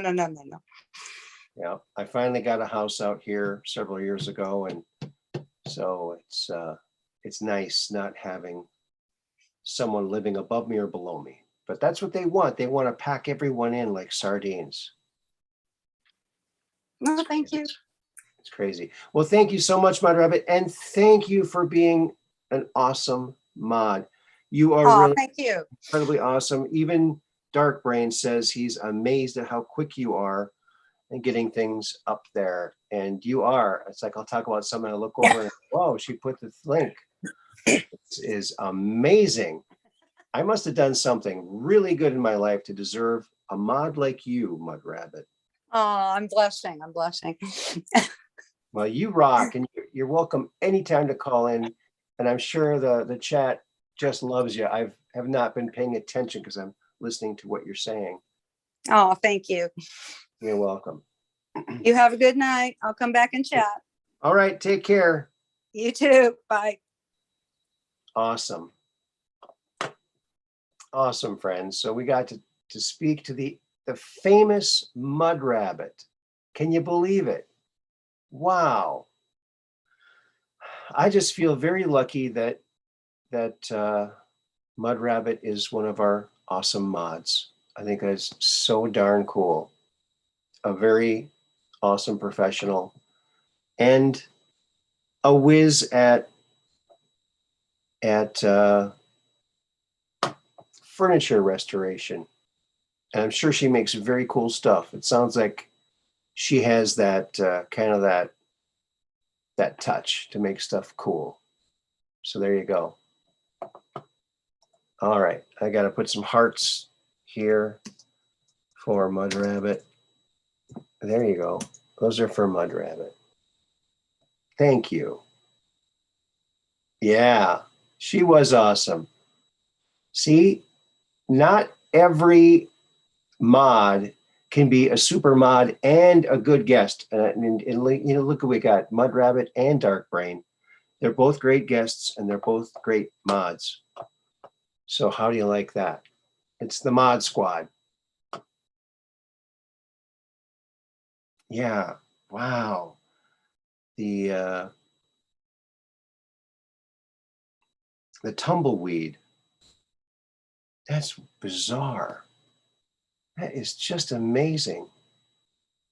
Yeah, that was an amazing call, wasn't it, Brooklyn Way? Yes. Yes, sirree. You see, everybody has these stories. Everybody. So, I'm just I feel lucky to be able to make these stories available to people to hear. I mean, it's pretty cool. And when you add it all together, it's like, wow, what an interesting planet we live on. Lots of weird stuff going on. Speaking of weird stuff and weird bugs and weird things, I saw this TikTok video today. And there was this creature, and they didn't know what it was. They did not know what this thing was. Oh, uh-oh, where did it go?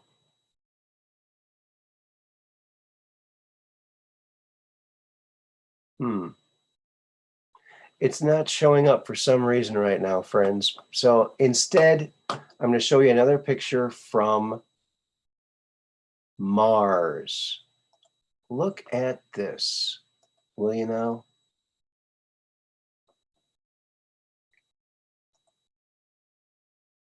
So these look like tracks to me. And now these are not rover tracks.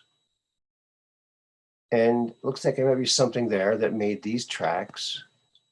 And then there's something over here that made this curve. And there's something right there making that track. What is that? Again, this was on Tyler's Secure Team 10. And what is that? Isn't that interesting?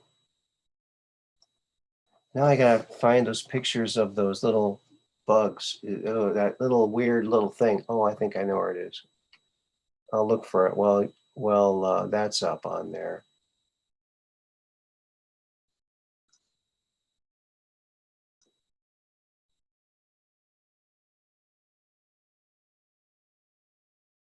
There it is.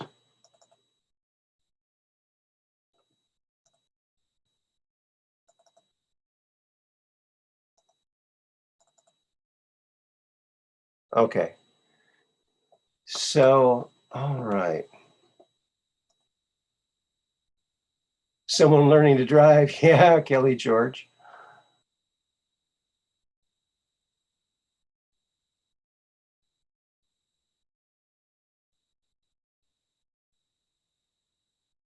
So look at this. What do you think that is, folks? Well, I'm going to show you this little bug thing. I don't know if it's a bug or some kind of slug or what. Have you ever seen anything like this? It looks like they peeled back the rug in their house or their cabin or wherever they were, and there was this little thing there.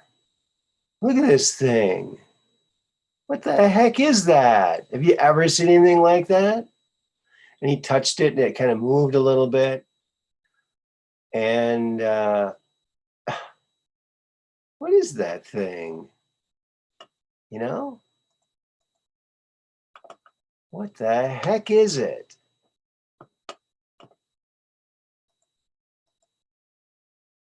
Oh, it's starting to get pixelated now. Look at that crazy little thing. And it was under the rug. What is this thing? It's creepy, huh?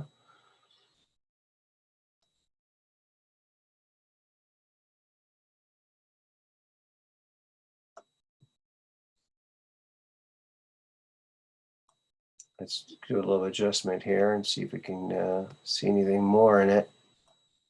Pump up the color. Yeah, he's kind of brown. He's got these little lines here.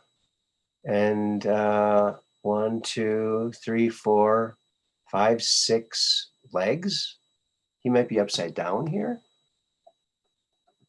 Isn't that strange? Some sort of slug. That's what I thought too. Potato bug? Whoa, potato bug.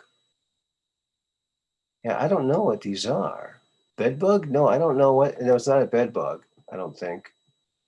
I think a bed bug looks more like a regular bug. This thing is like some kind of alien frog thing or something.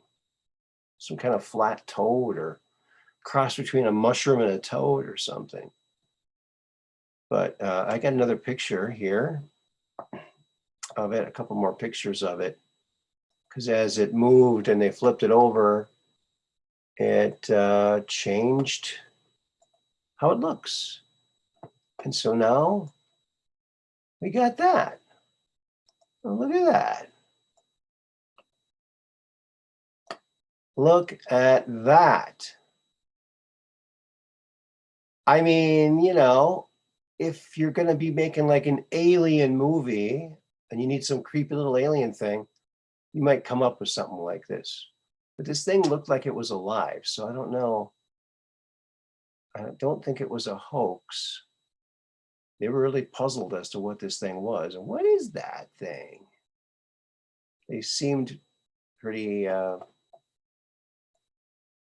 honest when they were talking about it.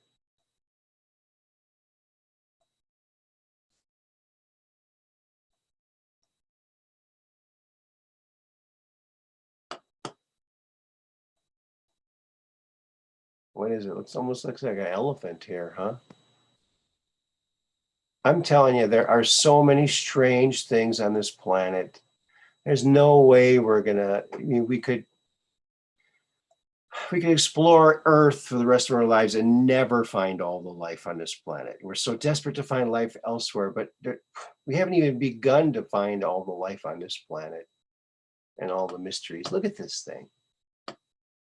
Think it's an alien? Looks like a starfish, huh?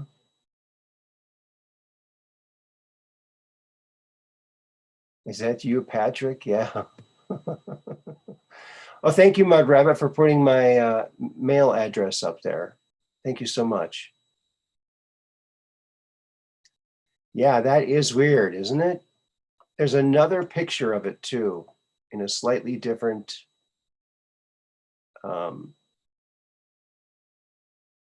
Yeah, I'd be deep cleaning my house if I found something like that.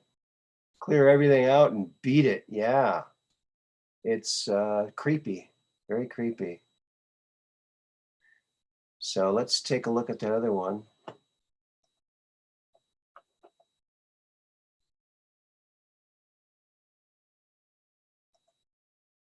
And this is the third one of that creature.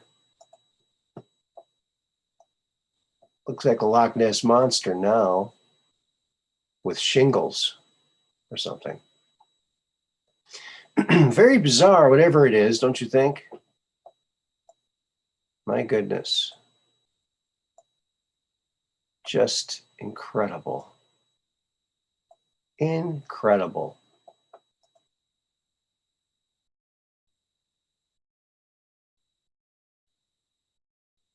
Two starfishes getting frisky. I don't know. They don't really look much like, you know, looks like they're connected. Maybe it's a Siamese twin of some creature. Who knows? Isn't that weird?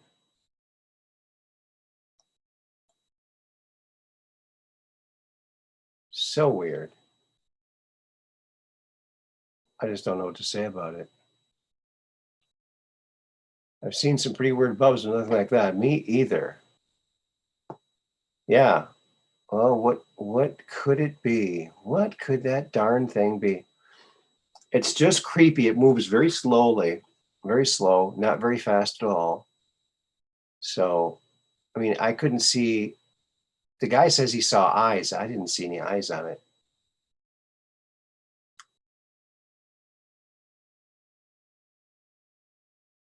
Oh, a horned moth that looks like that?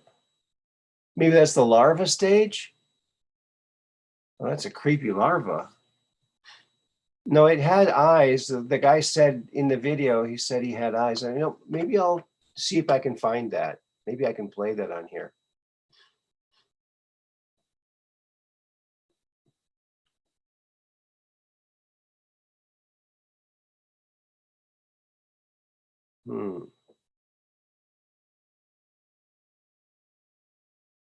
I don't think I can find it. I thought I'd saved it, but I don't think I did. I thought I had it open on a thing here, but oh, maybe over here. I'll check this other tab. Nope.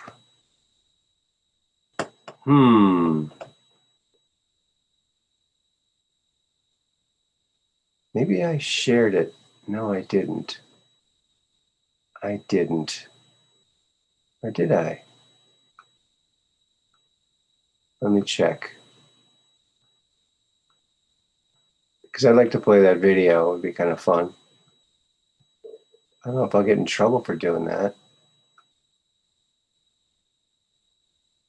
Probably not. Yeah, I'm not finding it here, friends. But it's a creepy TikTok video about a little weird little bug. I'm sure you could find it if you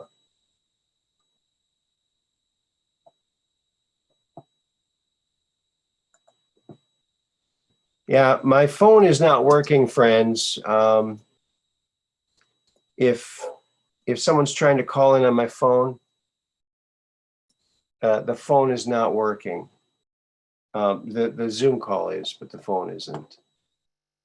I had to go in and do some kind of upgrade, and it's still upgrading or something. I don't know what it is doing, but it's doing something like that.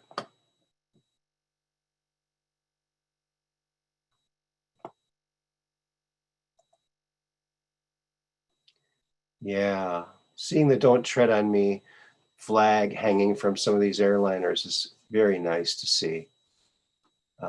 Very nice indeed. And Red Pill had some people on today, and they're going to be taking these people to court who are these government officials who are doing these mandates and everything. So they're going to take them all to court. Out in California, they're doing it in every state. So very cool.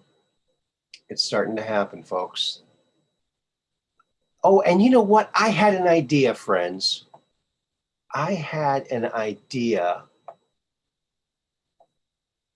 You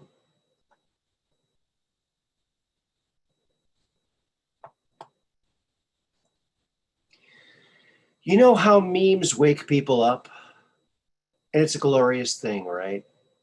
You share a meme and maybe one person wakes up, maybe 10,000 people wake up. Depends on how the meme goes and if it's a good enough meme.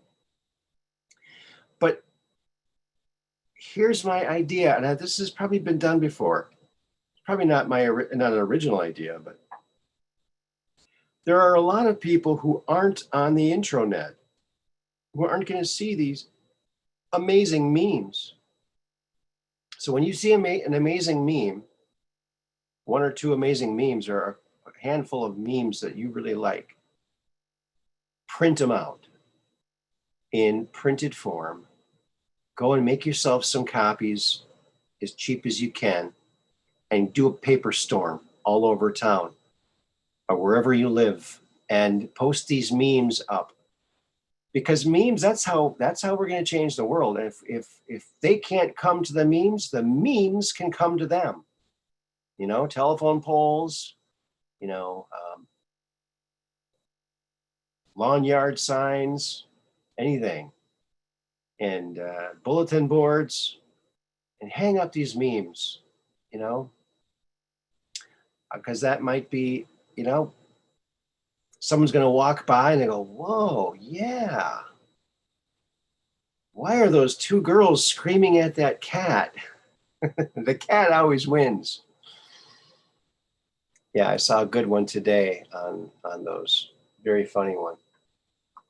I wonder if I should pull that up. I don't know. I don't know about that. I just don't know about that.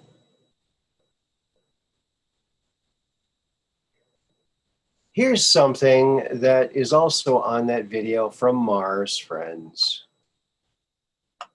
And look at this.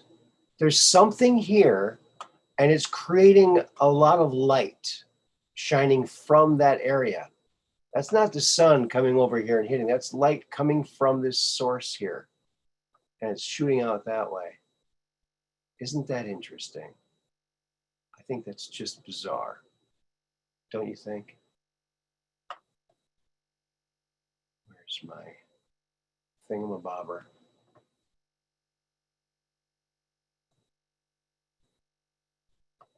There it is.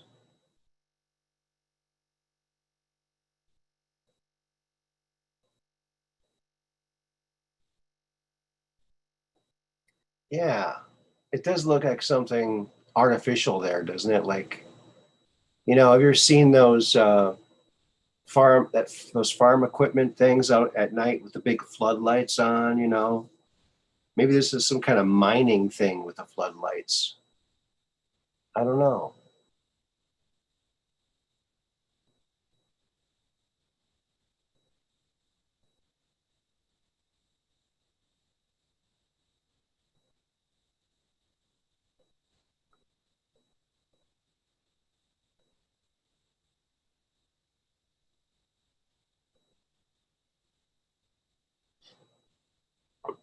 Well, um, you know, Austin, we always like it when you call in. So um,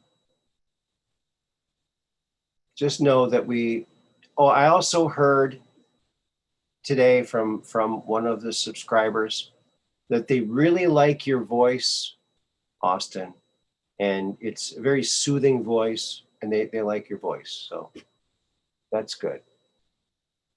You have a good radio TV voice, I'd say.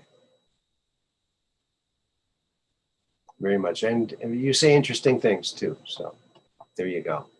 Oh, now we got two people in here. There he is. I really like your voice. Here he is. And it's a very soothing voice.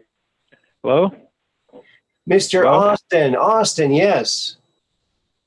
Hello, just calling you up. Is there much time? Do I need to rush, or just a few things to say, really? I mentioned earlier on the chat about Kurt Vonnegut, and some people seemed interested to hear more. Okay, great. Go ahead. Go ahead. There was this novel. It was one of his early novels. It was called The Sirens of Titan. Mm-hmm. And in the storyline of the novel, it had this scenario where there was this secret military base on Mars, and humans from Earth were being enticed or abducted to go there and be turned into mind-controlled slaves, Mm-hmm. where they were planning some sort of attack on Earth. Mm-hmm. And this scenario tends to remind me, I just think of it every time I come across some of these allegations about the secret space program and Mars, because of the similarity between that plot line and the story I'm hearing. Mm-hmm. Sometimes you can have disinformation stories that copy from science fiction, and sometimes you can have science fiction that's genuinely prophetic. Mm-hmm. I'm not sure which is which here. Right. Hard to tell, isn't it? But that novel was, there's something about his style of writing, because he's always very dark and pessimistic, but at the same time there's an underlying humanism in his philosophy, which makes the overall tone of the novel kind of bittersweet, kind of it's enjoyable, but it's disturbing too. It's both depressing and somewhat there's kind of a positive love of humanity there as well, and it makes Vonnegut a deep writer who's difficult to summarize or capture in a brief statement. Right. But anyway, that novel comes to mind when they talk about the base on Mars and the international corporate conglomerate and the slave labor on Mars. Yes. It just reminds me so much of Sirens of Titan. And then, of course, the other great Vonnegut science fiction story was Slaughterhouse Five. Oh. Now, in Slaughterhouse Five, the main character, the protagonist, it starts out in the very beginning telling you that he's a time traveler. No, it starts out saying, listen, Billy Pilgrim has come unstuck in time. And then if you go from there to read more, the underlying concept is that all of us experience time in this linear fashion with a limited number of dimensions. And we just see time as just this line that's, past, present, future in a straight line, going forward at the rate of 1 minute per minute. And that's how we experience time, and how all people generally experience time. But the protagonist in the story, Billy Pilgrim, experiences time differently.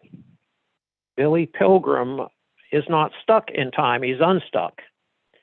His consciousness, his awareness of the here and now will shift from different points along his own lifetime randomly.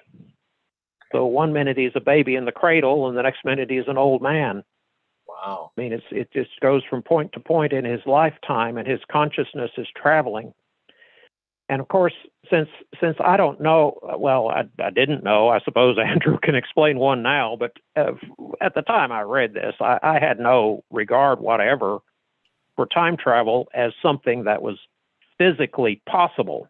Mm-hmm. That is, to me, at that point in time, when I first read this novel, a time machine where, like H.G. Wells' character, you climb on the machine and go to past, present, or future like you're traveling around the block on a motor scooter. That, to me, that was fantasy at that time. Mm-hmm. And it occurred to me reading the Vonnegut book that this was the only form of time travel that had plausibility. The idea that your consciousness, not your physical body, but your consciousness would travel through time was actually quite plausible, even possible, because we don't have a good scientific definition of what consciousness is. Right. Spirit. We can define it in terms of what we don't have when we're unconscious, of what's gone, what's missing when you're not conscious. You can define it in negative terms, but defining what it is that makes you a conscious, rational being, that's really not something that science has done, although current crop of logical positivists will tell you that they have. Now, they'll say that the human consciousness, that you're basically a computer, that your brain is an organic computing machine. I reject that. I don't believe that, because computers are digital devices, and the human mind does not work in a digital fashion. You can't break your thoughts down into ones and zeros. It's more complicated than that. The interconnections of the neurons in your brain, anybody's brain, are way more complicated than that. And calling it a computer is really just not true. Right. But anyway, back to Billy Pilgrim, his consciousness comes unstuck in time. And to me, that seemed a plausible method of time travel, because we don't know what consciousness is, so we can't prove that a consciousness couldn't come unstuck in time. Mm-hmm. So that made the novel weirdly compelling, even though if you're used to purely linear methods of storytelling, it would be a rather confusing book. This is Slaughterhouse Five. Slaughterhouse Five, yeah. It would seem somewhat confusing, because the stated subject matter of the book is the bombing raid that occurred on Dresden, Germany, in February of 1945, where a great number of civilian bystanders, what they call collateral casualties, were killed in the bombing raid. It was a firebomb raid that burned Dresden, and a great an unknown number of people were killed there. But it's been called an atrocity but you're not supposed to say that because it was the Allies doing it to Germans. So you don't say it when when the shoe's on the other foot. But Right. but this was considered an atrocity, and the author Kurt Vonnegut was there as an eyewitness. Wow. He'd been taken prisoner of war in the Battle of the Bulge, and he was in Dresden as a POW. The slaughterhouse in the title of the book was a meatpacking plant slaughterhouse that they were using as a bomb shelter because they didn't have a whole heck of a lot of meat at that point in time. So it was repurposed as a bomb shelter, and Kurt Vonnegut and the other GIs, captives, were there when this raid happened, and they survived. Wow. And the whole city around them was devastated. So he witnessed that. And so he had set out to write this novel just to novelize his own life experiences, but instead it got real science fiction-y and real crazy. Because he said his dilemma was that you just can't say anything sensible about a massacre. No. It just defies reason, and there's not a really reasonable way to deal with it. You just have to. So it's this again kind of a bittersweet fantasy, a kind of a story that's intended to kind of touch your heart, because this character has all these experiences in life, and they're kind of a little disordered because he comes unstuck in time. And the novel had several levels of meaning, because the author makes it clear that the novel characters' opinions are not the author's opinions, and shouldn't necessarily be the reader's opinions, because the character Billy Pilgrim is maybe a wee bit what we would call crazy, maybe. Wow. I mean, there's a point in the novel where he's in a plane crash and is badly injured, and then when he recovers from the plane crash, he's telling everyone that he's been a UFO abductee. And that's the part of it that's really gets kind of silly. Wow. And it was so strange that I had the impression it was put into the novel as a kind of comic relief. Or as a trauma. Maybe as a trauma effect. Yeah, it could be interpreted as a trauma effect, or it could be interpreted quite literally, since we're all kind of into stories of alien abduction now. I mean, and here's an author who writes about an alien abduction, even though he's careful to separate that from any kind of linear, sensible, common sense storytelling method. Mm-hmm. But it could be viewed as, again, some kind of hidden message that maybe the author himself didn't know was a message, similar to the Martian colony and that other novel, suddenly becoming somewhat real-ish to us. Interesting. The character Billy Pilgrim claims after his experiences, he goes on late-night radio talk shows to tell people that he was an abductee, and he was taken to this planet called Tralfamadore, where he was kept as an animal specimen in the zoo. Wow. And the Tralfamadorians have this unique philosophy because they can see reality as a multidimensional thing, not just 3 dimensions of space and 1 of time, but the Tralfamadorians see it quite differently. They see extra dimensions there. Interesting. And they understand life to be this nonlinear thing where everything's happening all at once. And so if you die, you're in some sense you're dead, but in another sense you're still living, to the Tralfamadorians. Interesting. Which Billy Pilgrim tries to turn into a kind of religion. Okay. I want to show Except everyone thinks he's crazy, but he does try to turn that into a religion. Interesting. And interesting you should say abductions, because I got another one of these spots on my arm. Try and get it on the camera here.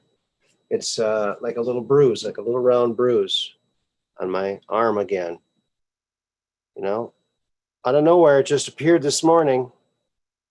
Hmm. There it is, another documentation of a strange, was I abducted? I mean, I'm not doing anything to my arm to get a bruise. Like, I don't bruise easily. So I don't know. That's weird. Well, that's generally that's one of the symptoms of the alien abduction syndrome. Okay, one. Yep. Now, would this be correlating with other phenomena? You see, because I don't think any sign of alien abduction is going to appear all by its lonesome without there being some other signs. Well, if they can wipe your mind, I mean, they could, that might be the only thing that's left. I don't know. True, but the reason we supposedly know about alien abductions is because the victims of the phenomenon did have some memories, imperfect memories, and there are cases on record of the people being abducted and not being mind wiped at all, still remembering all of it. There are cases like that of the so-called real alien abduction phenomena. Well, of course, Austin, I got to tell you, with me, with these spots, it's something I've noticed for many, many, many years. And I've only just started talking about it just recently. And the reason why I never brought it up before is because I thought, well, I don't know what that is. But I still don't know what it is. And that's why. On these other occasions, did the spots go away? Yeah, they go after a few days. They go away after a few days. They go after a few days. So it's essentially a kind of bruise. Yeah, a bruise. It's definitely a bruise. Yeah. It's a bruise. Yep. And now, is it always like on arms and legs? It's always. Have you had nosebleeds? It's always on my arms, my biceps. Sometimes there's three of them, like in a triangle shape. Some of them are just one, like this one. Sometimes I have them on both arms. I don't think I have one on this arm, though. I don't have any on this arm. This arm's completely free of anything. So, but I've just been kind of like, since I've started the show, I thought, well, might as well show this. I don't know what it is, but maybe. Yeah. Any exceptionally bad dreams or exceptionally good ones? No. I haven't been having dreams lately, which is really weird. I used to have very vivid dreams, and they were in color, and they'd start with the big title, and at the end, the written bys would come by. So it's just like a movie. I used to dream movies. So, but now I haven't dreamt in a long time. I haven't had a dream that I can remember. So I don't know if I'm abducted or if, I'm not taking a pencil and, jabbing my arm. That's the only way I could think of to get a bruise like that, Well, it's very, like I say, it's very, very curious, but I'm accustomed to reading accounts where there's more than one indicator, right, of something strange happening like that, more than one event. Yeah, well, the only reason I bring it up, like I said, sure. It's happened for many, many, many, many years. And of course, my track record for helping people with such problems is not a very good one. I'm not sure I'm the one you can ask for help. Well, no, it doesn't matter. I mean, it's going to keep happening, but I maybe never know what it is, and maybe some spider's coming at night and biting me and making it look like a bruise, but it's like a bruise. It's like purplish. Like a bruise, really, not an insect bite. Like a purple. It doesn't. There are bugs. It's not raised up or anything like that. It's purple. And you might need to take this problem to somebody who's had some experience working with abductees. Maybe, I don't know. Yeah, I'm not sure if I really want to know. My track record, like I say, I don't want to know. The best. Yeah, maybe I don't want to know what they're doing. Maybe I'm better off not knowing. But yeah, well, ignorance too. Of course, science fiction authors who influenced my thinking. Now there was Vonnegut. I've just outlined things in his stories that are resonating with things I hear nowadays. And then another author, H.P. Lovecraft. And of course, that's that's really the skeleton in the closet. H.P. Lovecraft, or the fellow, his stories.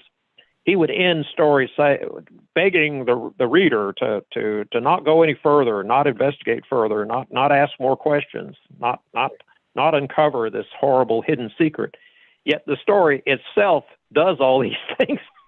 So the author's story writing and then the message within the story directly contradict each other. But Okay. Lovecraft keeps coming to mind with me because one of his greatest works was a quite serious science fiction novel. Really, it was I don't know. It was one of those things. It's not really novel length, but it's way longer than a short story. Say novelette. Mm-hmm. But it was called At the Mountains of Madness. Have you ever read that? No. Well, have you ever been to Linda Moulton Howe's website and read the stuff, the whistleblower allegations she's published about from people reporting weird things from Antarctica?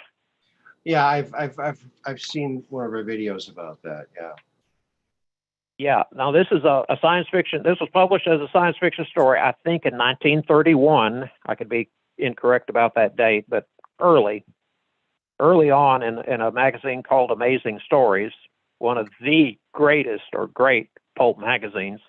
Okay. At the Mountains of Madness had to do with this expedition to Antarctica, where they make these discoveries about the real past history of planet Earth, discoveries which involve non-human alien creatures coming here, mm-hmm. building this giant city in Antarctica and breeding these weird creatures, these super monsters called Shoggoths, which inhabit this vast lost city in Antarctica, unknown to science. And then the only two of the scientists make it back to civilization, and one of them is hopelessly insane because he got a good look at a Shoggoth, which you really don't want to look at. Kind of like Medusa. And the other scientist ends this story. I mean, he tells the story matter-of-factly, everything that happens to them, and then ends the story saying that we shouldn't send any more expeditions to Antarctica. That people can't take the truth, they can't handle the truth, and it's going to end our civilization. This horrific knowledge. So please, please, please, don't go to Antarctica. But of course, it directly contradicts the rest of the story, because the rest of the story is a fascinating adventure of people exploring Antarctica. the Streisand. So that's kind of Lovecraft's the Lovecraft paradox there. You know, don't do as I do as I say is what Lovecraft's message always seems to boil down to. But what was fascinating about this story was the level of detail that went into its crafting by the author, whose life was remarkably uneventful, and yet he gives all the minutiae about how to organize and carry out an expedition to Antarctica with 1931 technology, and very, very detailed. And this story, now one of the scenes in this story knocked me for a loop, because it had this scene where the scientists discover the dead bodies of some aliens in the ice, and they do an alien autopsy, which the author's very detailed about. And I'm not completely certain, but I think this was the first detailed alien autopsy ever presented in science fiction. And of course, we've got that alien autopsy video nowadays with the six-fingered, so-called female alien. And then, of course, these creatures are way non-human. They look well. The author gives you a very good description of some really, really alien aliens, which is a hard thing for a science fiction author to do. Sure. To dream up something truly alien and then get it down on paper and make it stick, make it work. Yeah. That's a very difficult thing for an author to do. But H.P. Lovecraft did it well in 1931 in this story, called At the Mountains of Madness. Interesting. And it struck me that the scenario directly parallels some things that, well, maybe not directly parallels, but parallels many of the things that Linda Moulton Howe is saying about there being strange ruins under the ice and in the mountains of Antarctica, strange alien ruins of buildings and structures that are just beyond our scientific understanding today. Mm-hmm. And these are from eyewitness accounts from people that she believes absolutely. She says their credentials check out and they're honest to God whistleblowers, she believes. Mm-hmm. Now, of course, you can always find ways to doubt her and naysay about this, but it's what Linda Moulton Howe says. And I'm tickled because there's no, her accounts of these things, or her witnesses' accounts of these things, make no references whatsoever to H.P. Lovecraft's story. And that story was a long, long time ago. I mean, it's still in print, but it's kind of obscure nowadays. So later works of science fiction have obscured it. So do you think maybe one of these guys read this book and said, hey, here's an old book. No one will remember this. Let's say that we did this and we use some of this as material. Maybe that's what happened. I don't really believe that. Well, but that's the sort of thing that a skeptic would say. Right. You see, I happen to have read the H.P. Lovecraft story, and I happen to have read the accounts on the Linda Moulton Howe website. Okay. And I said I first said they were directly related, but that I shouldn't have used the word directly. Okay. The Linda Moulton Howe account, it's just they find this weird stuff that's really, really outrageously strange in Antarctica. And in the H.P. Lovecraft story, there's all this stuff that's weird and strange in Antarctica. Mm-hmm. But it's like weirdness sub A and weirdness sub B. It's like there's two completely different narratives that are paralleling, but they're all the details are very different. I see no evidence from Linda Moulton Howe's whistleblowers that any of them are copying anything from out of Lovecraft's book. Not to me. Okay. Now, a skeptic who's determined to deny all this would probably say that there is. A skeptic would find some way to prove that narrative A influenced narrative B somehow. But I don't agree with that. I think that's a little pat and a little simplistic, and ignores the details of the storylines here. Mm-hmm. Okay. The Linda Moulton Howe's and whistleblowers had enough credentials that they impressed her, mm-hmm. and the only reason it doesn't impress you is you don't have those credentials. She's been careful to safeguard their identities. Yeah. Well. I don't think it's been maybe, I don't know, 10, 15 years since the first Antarctica revelations were published. It's been a while. It's been a number of years.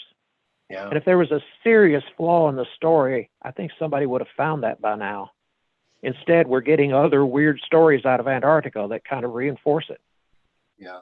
I mean, stuff about some email from Buzz Aldrin when he went to Antarctica. Mm-hmm. That there's strange, weird things there, he's saying, and then he abruptly erased the email. Mm-hmm. But there are enough people who got it that testify that it happened. I mean, there's something happening there, and I don't claim to know what. Right. But anyway, that I was struck by the parallel between what Linda Moulton Howe was saying and what Lovecraft was saying. The parallel in thought, because again, it could be an example of a science fiction author anticipating the way real reality will go. I've seen that happen too often to naysay it, be a skeptic about it. Right. Have you seen that map? Of course, Have you seen that map of Antarctica I show sometimes that shows where the underground bases are? Yeah, I've seen that. I need a good picture for my own atlas to correlate that with to mm-hmm. see if I can make more sense out of it. It's there are questions about this that we ought to be asking that I don't know enough about Antarctica to be able to ask. Yeah, it's a very big place. The Ingersoll Lockwood website shows a map of the area, not all of Antarctica, but that area in Queen Maud Land that the Nazis explored circa 1938-39, their Antarctica expedition, where German explorers allegedly found these caverns that were later used by the Nazis to build a base in Antarctica, allegedly. So it says on the Ingersoll Lockwood website. Now, when I first heard about Nazis in Antarctica, I did not believe a word of that. Mm-hmm. But now I'm seeing it again and again, various sources, and it's making me question my own skepticisms, because I'm really something of a logical positivist type skeptic. That's what I default to when I'm tired and don't want to doggedly dig through facts. I default to that mode of thinking, which you would most people would consider, he's turned into an asshole now. Time to turn him off. That's the mode I swing into when I'm real tired. Well, but the Ingersoll Lockwood website has Queen Maud Land and the area the Nazis explored, where they found these. I'm not sure if they're ice caves under the ice cap or if they're actual caves, but allegedly there's like hot springs and things where the temperature is safe enough that you could build a protected human colony of some kind. Yeah. And I have my doubts about all of that. It still doesn't quite come together. But it surprised me to see that on the Ingersoll Lockwood website, because that's supposed to be ultra respectable. Mm-hmm. It's like Nazis in Antarctica are being mainstreamed now somehow, some way. But that supposedly is where the flying saucers ranged from, and what Admiral Byrd was going to try to destroy in his expedition of, I think it was 46, maybe 47. They sent an aircraft carrier to Antarctica. Operation High Jump, yeah. Operation High Jump. More than an aircraft carrier. They sent like 4,000 troops, I think, down there. Yeah, it was a sizable military task force going to Antarctica, going to an uninhabited place, supposedly for exploration. Right. And of course, Admiral Byrd's previous explorations of Antarctica, he would have like one or two ships that would be, it's curious, the early Antarctica, pre-World War II Antarctic exploration, you see a picture of the ship they're using, and it's got masts and sails. I was knocked out by seeing these pictures of these ships they were using in the 20s and 30s that looked like they were from 100 years earlier. Sure. Now, they weren't sailing ships; they had engines, but it was this 19th century architecture where you put in the steam engine to propel your ship, but you don't trust it. Right. Afraid something will go wrong with it, or you'll run out of coal. So they're up there are the mast and the sails. Sure. And that's very archaic, but that style of ship architecture continued up till almost World War I, and ships built in that era continued to be used another 30 or 40 years. And the Antarctic exploration ships would be built that way. There's one on display in San Francisco. You can go there and visit this ship. I think it's called the Bear. Oh, wow. And it was a sailing ship, but it had an engine, and it was used on one of the famous Antarctic voyages of the 1920s. And I can't remember who. It might have been Admiral Byrd's ship. Wow. But Admiral Byrd goes from something like that to having an aircraft carrier, and the task force included a submarine. Mm-hmm. Wow. And that when you look at that factually, it doesn't make, if you could interpret it different ways, but it doesn't make a whole lot of sense. The conventional explanations for it, it's like one of these things it's not, you don't have the whole story. You've just got some pieces to this jigsaw puzzle. Mm-hmm. And you're waiting for those other pieces to become available so you can put them all together and make sense out of it. Right. And that evidently, anytime you run into that situation, it turns into a long, long wait, because I've been waiting a great many years to find the pieces to my puzzles. Well, I might have another piece of it here. Did you ever see my revelation, my discovery about Antarctica? You said something about it was a Dr. Seuss character. Seuss character. Yes. Yeah, it makes me wonder if there are other undiscovered cartoon characters in the rest of our geography. Could be. There it is. Or cartoon characters who haven't been invented yet. Right. Or that's what happened to Lovecraft's Shoggoths. They turned into continents. You'd have to have read some Lovecraft to see some humor in that. Okay. All right. He was a weird character who wrote weird stories, and as a great many people reject that kind of story writing because it's a little too much weird. I mean, it's okay to be a weird character. It's okay to write weird stories. It's not okay to be totally weird that way, evidently, to some. No. But Lovecraft's one of my favorite authors, and another favorite author of mine that I've not talked about was Charles Fort. Charles Fort gave us the most wonderful metaphor for the cover-up, for the reason why facts get hidden. Charles Fort had a terrific metaphor for this in his book. He wrote a book. It was published circa, I don't know, 1934, 35, around in there. A book called Lo. That's letter L, letter O, exclamation mark. Lo was the name of the book. Wow. One of the chapters had the naked man metaphor, which was very memorable because generally you throw in naked people, you're going to remember it. Fort had a story. Fort's facts were from magazines and newspapers. Fort was not a reporter himself. He was quoting from reporters. Okay. From his own research.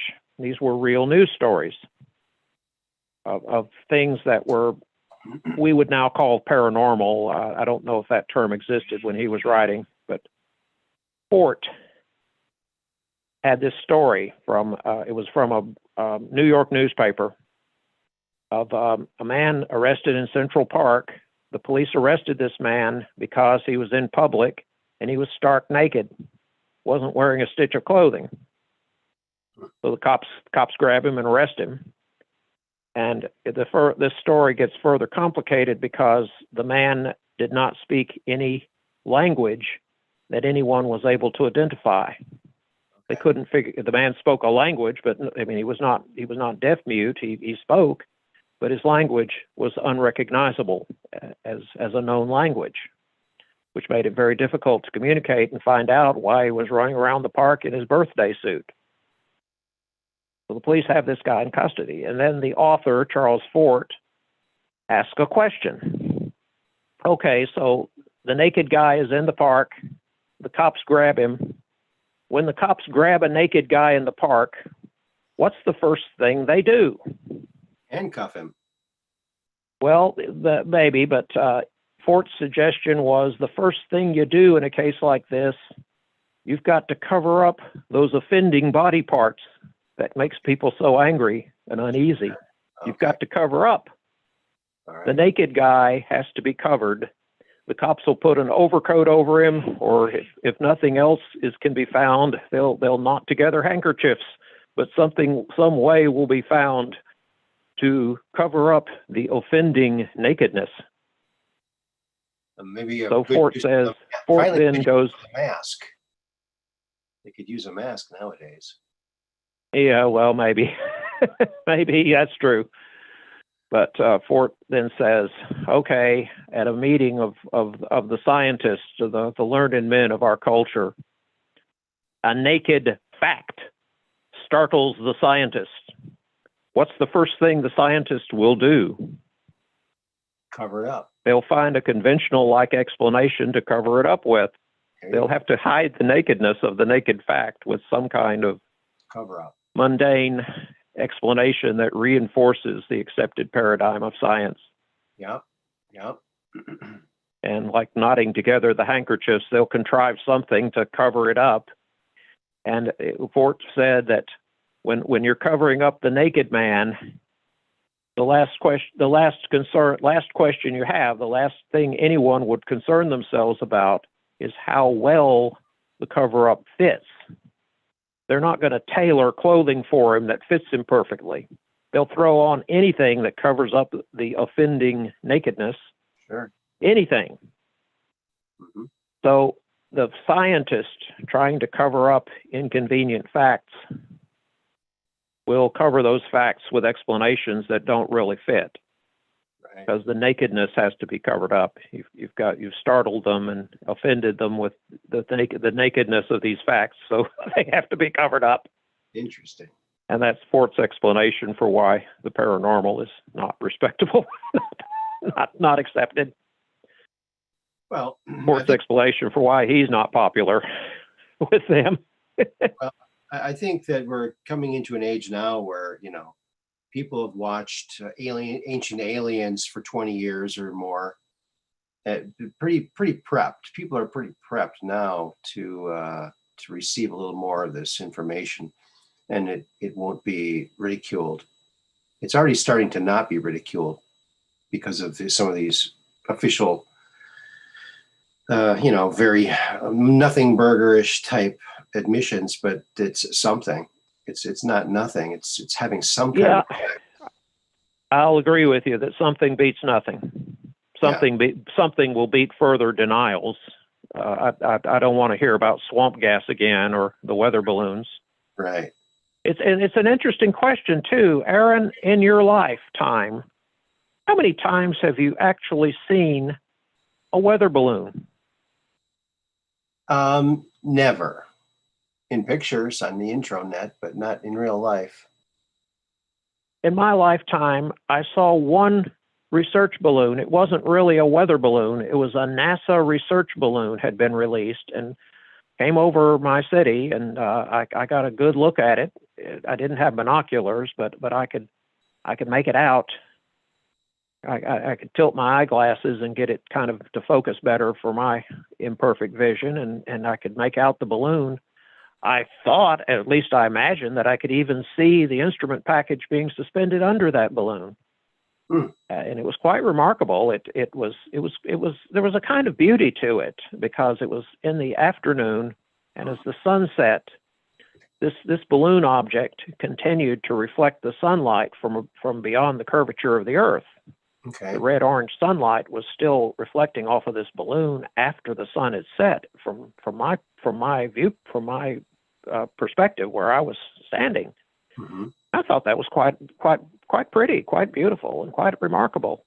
Yeah. The balloon. I watched the balloon until it just sort of became like a distant star and much less noticeable and important. But it was the research balloon, and at the time, my dad was still alive, and he had a police monitor radio, and we could hear calls on the police about this thing. People were reporting it as a UFO. People really thought it was something from outer space or something. Wow. And it was a research balloon. So that really does happen. I mean, Sure. Skeptics wouldn't be so powerful if there wasn't some degree of plausibility to some of the things they say. Mm-hmm. I mean, it does happen. Balloons get reported as visiting aliens or some such. But one has to put this into perspective that this is the only time in my entire life when I've ever sighted and seen a research balloon. Mm-hmm. The only one I ever saw, and the only one that I ever heard reported. Right. Because I didn't know about it till I heard about it on the radio. Mm-hmm. Went outside and looked for myself and saw the thing, and it was a research balloon. But this was a NASA research balloon, a high-altitude research balloon that NASA had released. And the conventional meteorological weather balloons, I've never seen one. Right. They'd be smaller. They wouldn't go up so high. And supposedly they cause all these UFOs. But I've never seen one, and I've never seen an accounting of how often weather bureaus release such things. Right. Because since the invention of Doppler weather radar, I don't think they really need them anymore. I don't think they get released, but I may be mistaken. I've not done direct research on the subject. Interesting. But it's just in my lifetime, I've never seen one, an actual weather balloon. Yeah. Well, I mean, I've seen them in pictures and seen them on television, but I mean, not with my not with my naked eyes looking up. I've never seen one. Well, how often over my city. How often are we looking up? We're in buildings most of the time, right? So we're well, not. Yeah, that's one thing I read that tickled me was that somebody years ago writing about UFOs. This was a long time ago. I read this, but saying that the modern rules against smoking have brought about a golden age of ufology, because all the smokers have to go outside to smoke. So something in the sky, it'll get noticed by someone. Okay. You know, that reminds me of something else that people say. People say, well, if Bigfoot was real, they'd find dead bodies in the woods. Well, I've never seen a dead bear in the woods. I know bears exist. You know, how often do you see a dead body of a bear? You don't. And there's plenty of those. So yeah, well, that's okay. Now you're understanding the Charles Fort naked man metaphor. Yes, You say that there's no Bigfoot because there's no dead body. That's the attempt to cover up the nakedness of the unsettling Bigfoot sightings. Right. Make them go away by reasoning them away somehow. Yeah, you know, it's quite interesting. I was in this kind of an art crafty class, and there was this woman in there, and she was an archaeologist. And so I started talking to her about the elongated heads from Peru and other places. And she refused to even talk about it. Those don't exist. I said, well, here's a picture right here. She wouldn't even look at it. She wouldn't even look at it because she's taught a certain thing in school, and she doesn't want to hear anything that contradicts what she learned.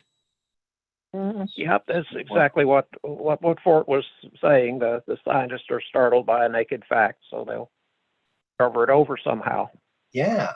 Now make it go away somehow. But for my mind, when I think about a scientist, it's someone who's curious and wants to solve mysteries. But that's not what it is. It's not what this has been turned into. It's been bureaucratized and turned into something very very conservative, but very controlled. It has been. It's become ritual. Very controlled. It's become an atheist ritual, really. And many of the great scientists of the past were really religious mystics in a way, but you don't find that attitude among them now. Mm-hmm. Kind of disappointing. You expect a scientist to be some kind of visionary, and they're many of them are just bureaucrats. Yeah, it's a control. It's control. So we need to shake that control. Office holders. Well, we're coming up on a pretty late time in the evening here. Maybe we should put a cap on this one. It looks like Red in the Valley. Okay. Too. Hello, Red in the Valley. Thank you all for being here. Thank you, Mud Rabbit, for calling in, and thank you, Austin, for calling in. That was such a treat. We didn't hear from from Max today because my phone is not working. So he might have been calling. I don't know. My phone is not working. It's still updating or whatever it's doing. But anyway, thank you for calling in, Austin. Oh, thank you very much, Aaron. It's great to be here. You're welcome. And we're glad that you called. Thank you so much, and take care. Okay. Thank you. Good night. Good night. Well, friends, we did it again. We went through another episode, number 90 of The Truth Quest. So I want to thank everybody for coming, for liking, for sharing, for telling your friends about Truth Quest. Remember to always keep your camera or your phone ready to take that picture of a UFO, because you never know when you're going to see one. You're going to want to record it because you can come on the show and have some fun, just like Mud Rabbit and Austin did today. So thank you very much. Looking forward to our show on the 22nd with Bernie Mendes. Also Mondays, Wednesdays, and Fridays, and sometimes on a weekend. Although this weekend I have a gig, so Elvis gig at the Hideaway in Sturgeon Bay. So maybe we'll see you all there. Thank you very much, and peace in.